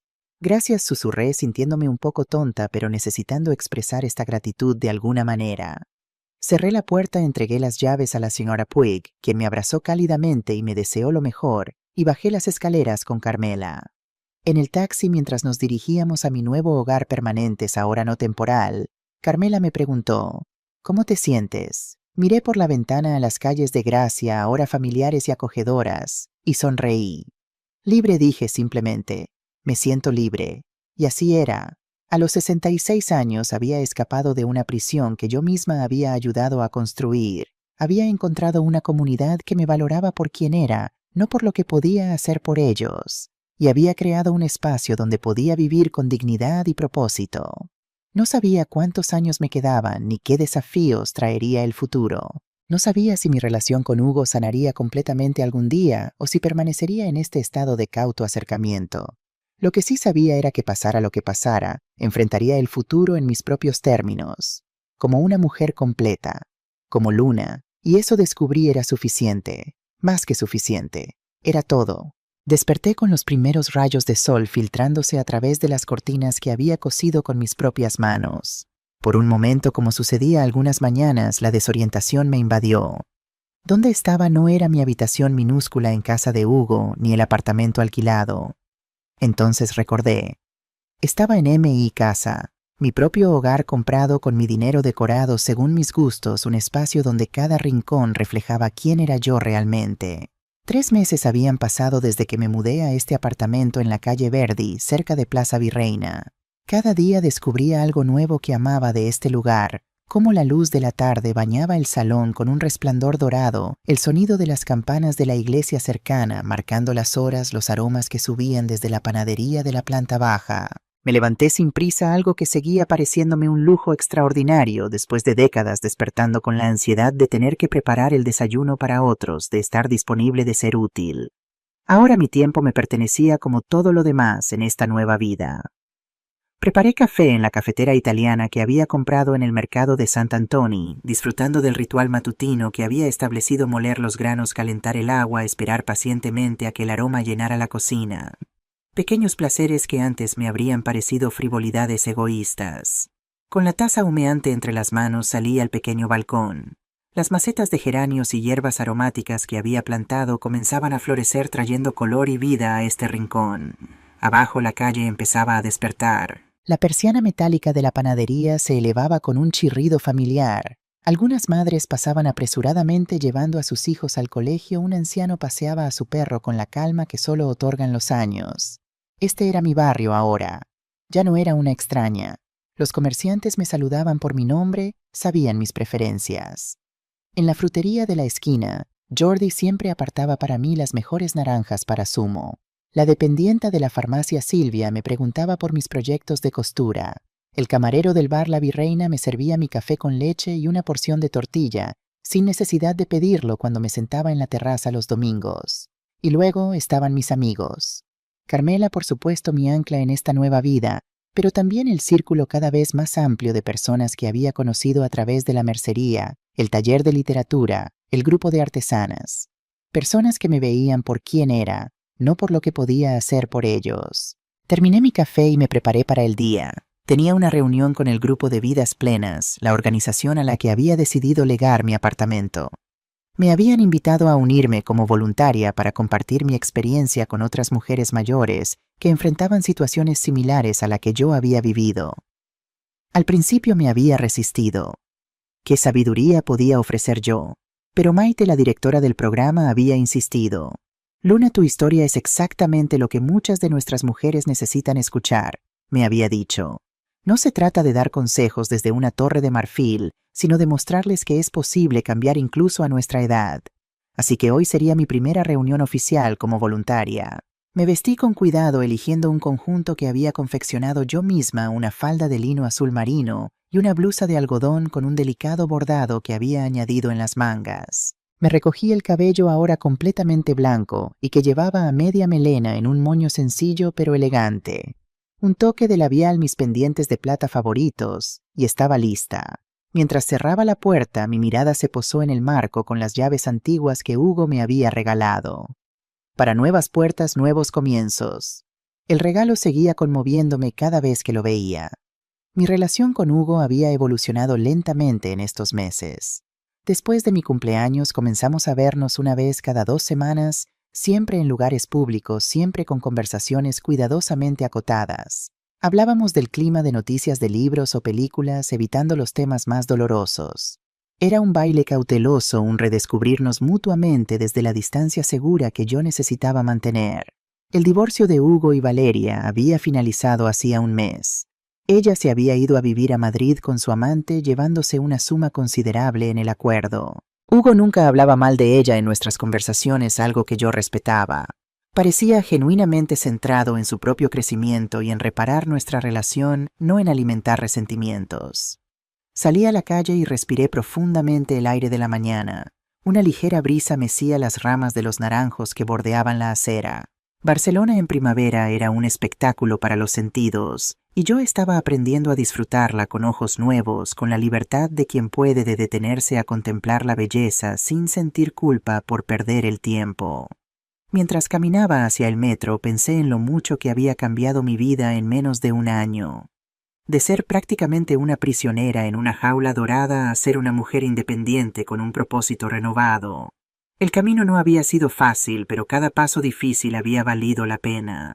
Nunca hubiera imaginado que a los 66 años estaría comenzando de nuevo, redescubriéndome a mí misma, construyendo una vida que realmente me pertenecía. Y sin embargo, aquí estaba caminando con la cabeza alta bajo el sol de Barcelona, sintiéndome más viva que nunca. La sede de Vidas Plenas estaba en un antiguo edificio rehabilitado cerca del Passeig de Sant-Joan. El espacio era luminoso y acogedor, con plantas en cada rincón y paredes decoradas con fotografías de mujeres mayores, en diversas actividades, pintando, bailando, trabajando en huertos urbanos, enseñando a niños. Maite Solano, la directora, me recibió con un abrazo cálido. Era una mujer energética de unos 50 años, con un espeso cabello rizado y una sonrisa permanente que iluminaba su rostro. Luna, qué alegría que hayas venido. Estamos emocionadas de tenerte con nosotras. Me presentó al resto del equipo: psicólogas, trabajadoras sociales, abogadas, todas mujeres de diferentes edades unidas por un compromiso común: ayudar a mujeres mayores a recuperar o mantener su independencia y dignidad. Hoy tenemos un grupo de apoyo para mujeres que están considerando dejar situaciones de convivencia difíciles, me explicó Maite mientras me guiaba hacia una sala donde varias mujeres de entre 60 y 80 años estaban sentadas en círculo. Pensé que podrías compartir un poco de tu experiencia si te sientes cómoda. Las miré y vi en sus ojos lo que había visto en mi propio reflejo. No hace tanto miedo, duda, la resignación que viene de creerse demasiado mayor para cambiar. Pero también vi algo más, una chispa de esperanza, un destello de posibilidad. Me senté entre ellas y después de las presentaciones comencé a hablar. No desde una posición de autoridad o sabiduría superior, sino como una igual que simplemente había dado unos pasos por delante en el mismo camino. Les conté sobre los 18 años en casa de Hugo, sobre cómo había ido perdiendo mi identidad poco a poco, sobre el momento en que escuché aquella conversación que lo cambió todo. Les hablé de mis miedos, salirme de las noches de insomnio preguntándome si había cometido un error, de la culpa que sentí por abandonar a mi hijo. Pero también les hablé de la libertad, del descubrimiento de nuevas amistades, de cómo había recuperado la alegría de coser no por necesidad, sino por placer, de cómo era despertarme cada día, sabiendo que mi tiempo y mi espacio me pertenecían. No fue fácil, concluí, y mi situación era privilegiada en muchos sentidos. Tenía ahorros, tenía una amiga que me apoyó, tenía habilidades que podía usar. Sé que cada una de vosotras tiene circunstancias diferentes, obstáculos propios que superar. Pero lo que quiero que sepáis es que nunca es demasiado tarde para reclamar vuestra dignidad, para recordar que sois más que madres, abuelas, cuidadoras o amas de casa. Sois personas completas con derecho a una vida plena. Cuando terminé hubo un silencio cargado de emoción. Luego una mujer mayor, Carmen, con manos nudosas por la artritis como las mías, habló con voz temblorosa. Vivo con mi hijo y su familia desde hace 12 años. Mi nuera, ella me habla como si fuera una niña. Controla cuándo puedo usar la cocina, cuándo puedo ver la televisión. Y mi hijo no dice nada. Tengo una pequeña pensión que ellos administran por mi bien. Siempre he pensado que era demasiado mayor, demasiado dependiente para irme. Pero escuchándote, quizás... Su voz se quebró y vi lágrimas en sus ojos. Me acerqué y tomé sus manos entre las mías. Estás aquí hoy, Carmen. Ya has dado el primer paso, que es el más difícil: reconocer que mereces más. La reunión continuó durante 2 horas. Cada mujer compartió su historia, sus miedos, sus esperanzas. Al finalizar intercambiamos números de teléfono y prometimos mantenernos en contacto. Más que un grupo formal, estábamos formando una red de apoyo, una comunidad basada en la comprensión mutua y el respeto. Cuando me despedí de Maite, ella me abrazó nuevamente. Has sido un regalo hoy, Luna. Estas mujeres necesitaban escuchar una historia como la tuya. Yo también necesitaba esto, admití. Necesitaba recordar lo lejos que he llegado para no dar nunca nada por sentado. Salí de allí con el corazón lleno, sintiéndome parte de algo más grande que yo misma. En mi vida anterior había estado tan centrada en las necesidades de Hugo y Valeria que había olvidado lo que significaba conectar genuinamente con otras personas, especialmente otras mujeres que entendían mi experiencia sin necesidad de explicaciones extensas. Esa sensación de pertenencia se profundizó en las semanas siguientes. El grupo de Vidas Plenas se convirtió en una parte importante de mi rutina. Nos reuníamos oficialmente una vez por semana, pero muchas de nosotras comenzamos a vernos también informalmente, para tomar café, para pasear por el parque, para asistir juntas a eventos culturales. Carmen, la mujer que había hablado después de mí aquel primer día, se convirtió en una amiga especialmente cercana. A sus 72 años estaba dando pequeños pero significativos pasos hacia su independencia. Había abierto una cuenta bancaria separada donde ahora recibía directamente su pensión. Había comenzado a salir de casa regularmente uniéndose a un grupo de tai chi en el parque. Mi nuera está furiosa, me contó un día mientras tomábamos un chocolate caliente en una cafetería cerca de Plaza Cataluña. Dice que estoy siendo influenciada por malas compañías, que a mi edad debería estar agradecida por tener familia que me cuide. ¿Y tu hijo?, pregunté recordando cómo Hugo había permitido que Valeria me tratara. Como siempre no dice nada, pero lo vi mirándome diferente el otro día cuando me puse un vestido nuevo y salí sin pedir permiso ni dar explicaciones. Creo que nunca me había visto realmente como una persona, solo como la abuela, una presencia en el fondo. Dele tiempo, sugerí. A veces necesitan vernos actuar con independencia para recordar que somos más que un rol familiar. Mientras hablábamos, noté que Carmen miraba con insistencia hacia la entrada de la cafetería. Seguí su mirada y vi a un hombre mayor elegantemente vestido que parecía buscar a alguien. Carmen se sonrojó ligeramente. «Es Eduardo», murmuró. «Lo conocí en el tai chi. Me dijo que quizás pasaría a saludar».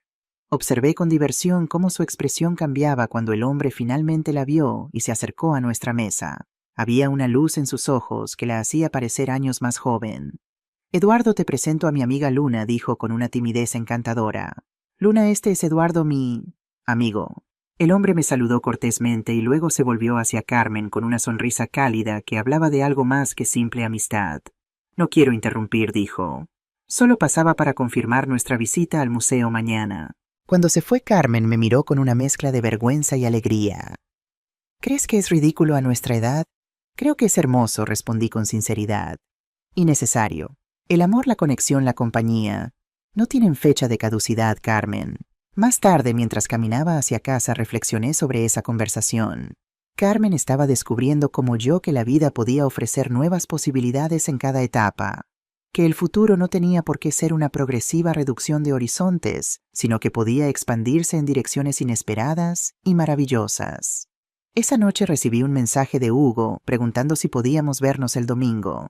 Quería invitarme a almorzar a un nuevo restaurante que habían abierto cerca del puerto. «Cocina tradicional pero con un toque moderno», decía el mensaje. «Me recordó a tus recetas, las que hacías en ocasiones especiales». El hecho de que recordara esas recetas, platos que yo había preparado con tanto amor durante años, me conmovió. Respondí afirmativamente, sintiendo que estábamos entrando en una nueva fase de nuestra relación reconstituida, una donde podíamos empezar a hablar de recuerdos compartidos, sin que dolieran tanto. Mientras me preparaba para dormir, miré alrededor de mi dormitorio.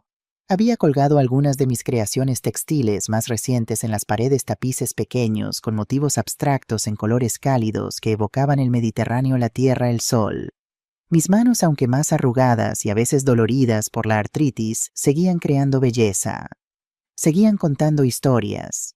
Me acosté con una sensación de plenitud que todavía me sorprendía.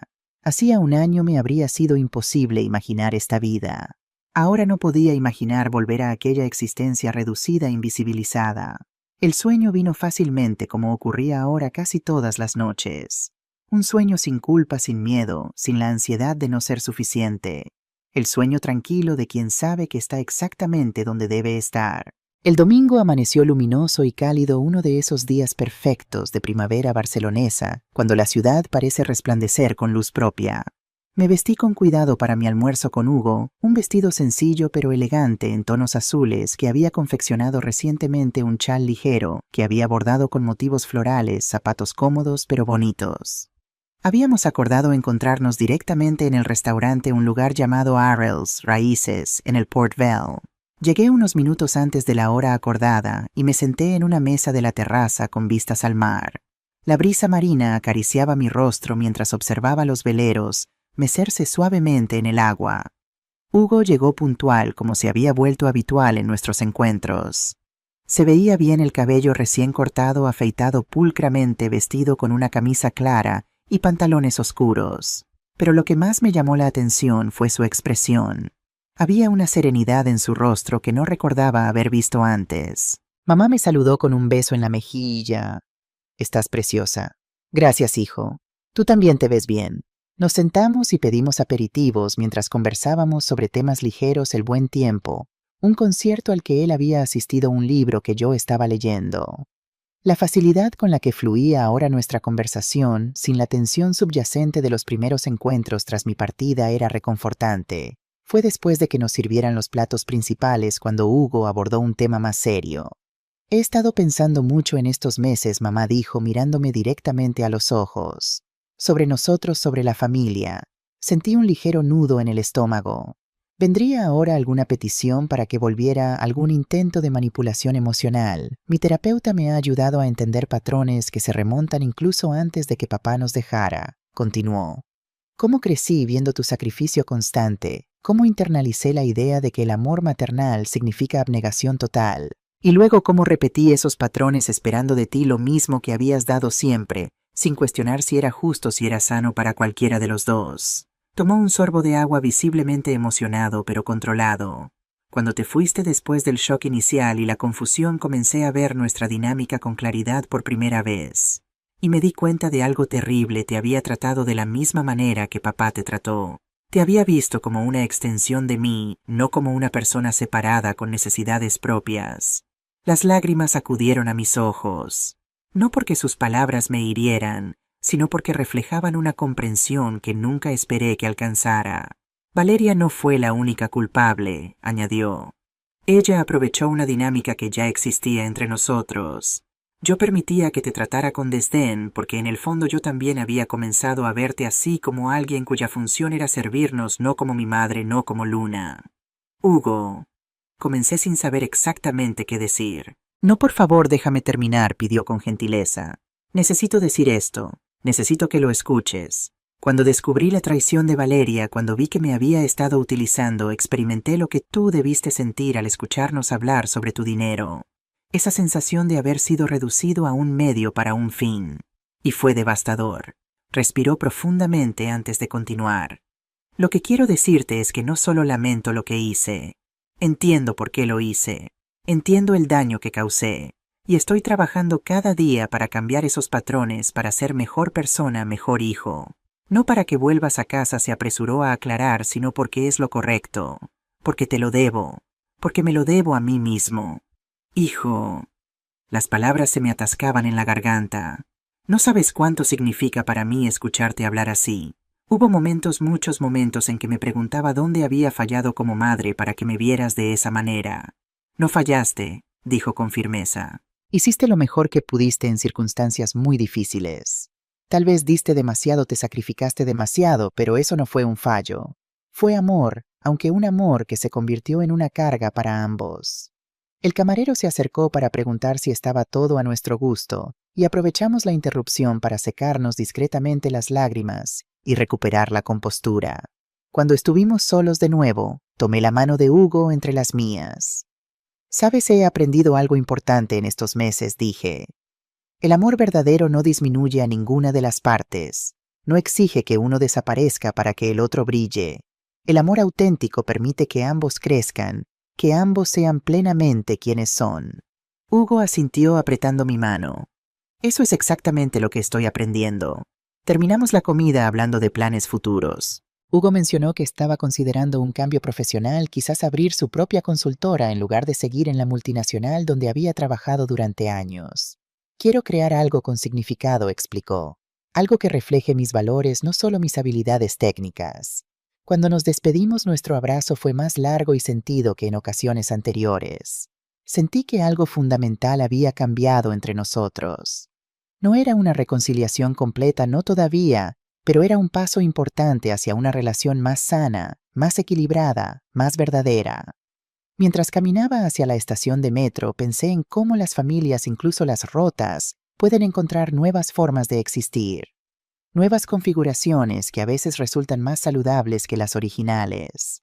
Hugo y yo nunca volveríamos a vivir juntos. Nunca recuperaríamos la relación madre-hijo tradicional que la sociedad esperaba de nosotros.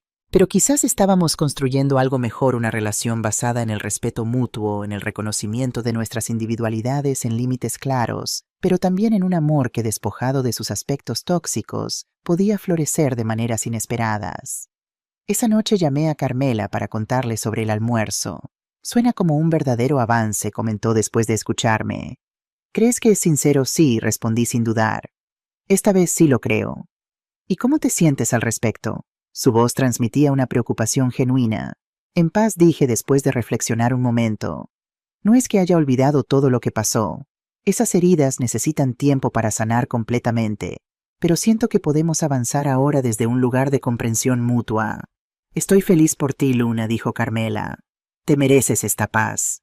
Después de colgar, me senté en mi pequeño balcón con una copa de vino, observando cómo las luces de la ciudad se encendían una a una. Barcelona de noche siempre me había parecido mágica, pero ahora la veía con nuevos ojos. Ya no era solo un telón de fondo para una vida de servicio y sacrificio. Era mi ciudad, mi hogar elegido, el escenario donde estaba escribiendo este nuevo capítulo de mi historia. El vino sabía a posibilidad, a futuro, a una vida que incluso a los 66 años seguía desplegándose en direcciones inesperadas y maravillosas. El verano trajo consigo un calor intenso que abrazaba las calles de Barcelona. Los turistas inundaban la ciudad, especialmente Gracia, con sus plazas sombreadas y su ambiente de pueblo dentro de la metrópoli. Yo había establecido una rutina para los días más calurosos. Salía temprano por la mañana para hacer compras o gestiones. Luego me refugiaba en el frescor relativo de mi apartamento durante las horas centrales del día y volvía a salir al atardecer cuando la ciudad comenzaba a respirar de nuevo. Mi trabajo en Vidas Plenas se había vuelto más regular. Ahora dirigía un taller semanal de costura que servía como pretexto para que mujeres mayores en situaciones vulnerables se reunieran, compartieran experiencias y poco a poco construyeran la confianza y las herramientas necesarias para reclamar su independencia.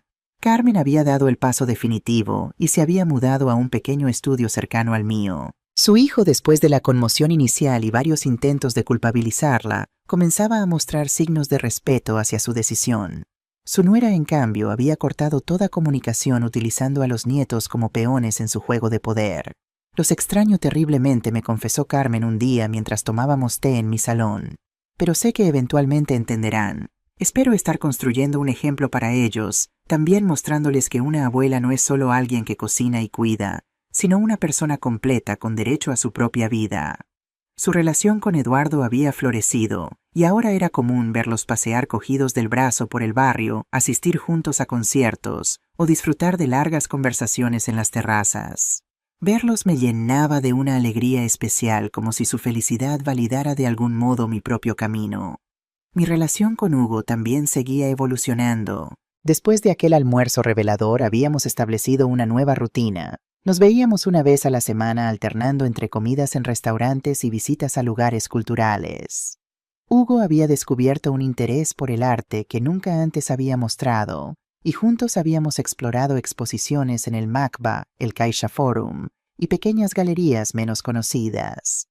Un domingo de agosto, mientras visitábamos una exposición de fotografía en el Centro de Cultura Contemporánea, Hugo me sorprendió con una pregunta: mamá, ¿te gustaría conocer a alguien? Su tono era cauteloso, como si temiera mi reacción. He estado viendo a alguien desde hace unas semanas. Se llama Claudia. Es profesora de primaria. Lo miré con sorpresa. En nuestras conversaciones, Hugo había mencionado que estaba abierto a nuevas relaciones, pero no había indicado que ya hubiera conocido a alguien. Por supuesto que me gustaría conocerla, respondí sinceramente. Si es importante para ti, quiero conocerla. El alivio en su rostro fue evidente. Es muy diferente a Valeria, añadió rápidamente, como si necesitara aclararlo. Es cálida, genuina, centrada en cosas que realmente importan. Suena maravillosa, dije, tomando su mano brevemente. Estoy feliz por ti, Hugo. Te mereces encontrar amor verdadero.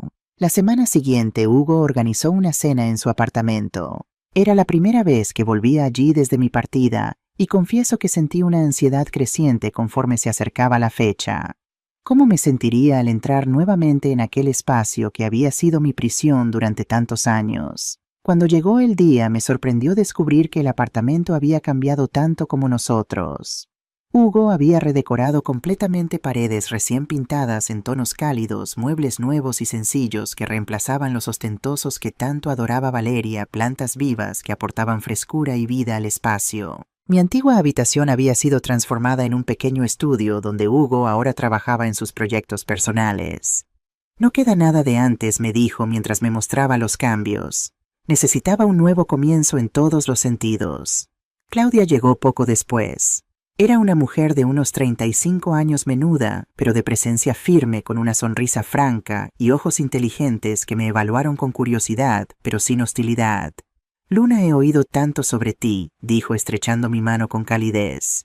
Hugo habla de ti con tanto respeto y cariño. La cena transcurrió con una facilidad que me sorprendió. Claudia era naturalmente conversadora, interesada en mis experiencias en mi trabajo con vidas plenas, en mis creaciones textiles. No había en ella esa tensión constante que siempre había sentido con Valeria, esa competencia silenciosa por la atención o el afecto de Hugo. En un momento dado, mientras Hugo servía el postre, Claudia se inclinó hacia mí y dijo en voz baja: «Quiero que sepas que admiro enormemente lo que hiciste, la valentía que requirió. Trabajo con niños, pero veo a sus madres, a sus abuelas, atrapadas en vidas que no eligieron con miedo a cambiar. Tu historia inspira». Sus palabras me conmovieron profundamente. No era solo un cumplido vacío, había una comprensión genuina de lo que había significado mi decisión. Al final de la noche, cuando me despedí, Hugo me abrazó largamente. «Gracias», murmuró, «por venir, por conocerla, por todo». «Es maravillosa», respondí con sinceridad. «Me alegra ver que estás construyendo algo bueno, algo sano». De camino a casa, en el taxi, reflexioné sobre cómo nuestros roles se habían invertido sutilmente. Ahora era yo quien evaluaba y aprobaba a su pareja, no al revés. Era una pequeña muestra del cambio fundamental en nuestra dinámica. Ahora éramos dos adultos relacionándonos como iguales, no un hijo dominante y una madre sometida. Esa noche dormí profundamente, sin los fantasmas del pasado que había temido que me visitaran después de volver a aquel apartamento. En su lugar soñé con espacios abiertos, con luz, con posibilidades. Los meses siguientes trajeron más cambios, más crecimiento. Hugo decidió finalmente dejar su trabajo corporativo e iniciar su propia consultoría centrada en desarrollar soluciones tecnológicas para organizaciones sociales y educativas. Claudia se mudó con él en otoño, aportando su energía y calidez al espacio que habían creado juntos. Mi vida también continuó expandiéndose. A través de Vidas Plenas conocí a un pequeño grupo de artesanas mayores con quienes comencé un proyecto de cooperativa textil. Compramos conjuntamente materiales, compartíamos un espacio de trabajo que habíamos alquilado cerca de la Plaza del Sol y vendíamos nuestras creaciones en mercados artesanales y eventualmente en una pequeña tienda online que Hugo nos ayudó a crear. Carmen y Eduardo se casaron en una ceremonia íntima en el ayuntamiento con un pequeño grupo de amigos como testigos. Yo diseñé y confeccioné el traje de novia, un conjunto elegante en tono champagne que realzaba la belleza madura de Carmen.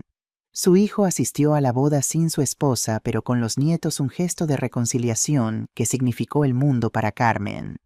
Y luego, una tarde de octubre, recibí una llamada inesperada.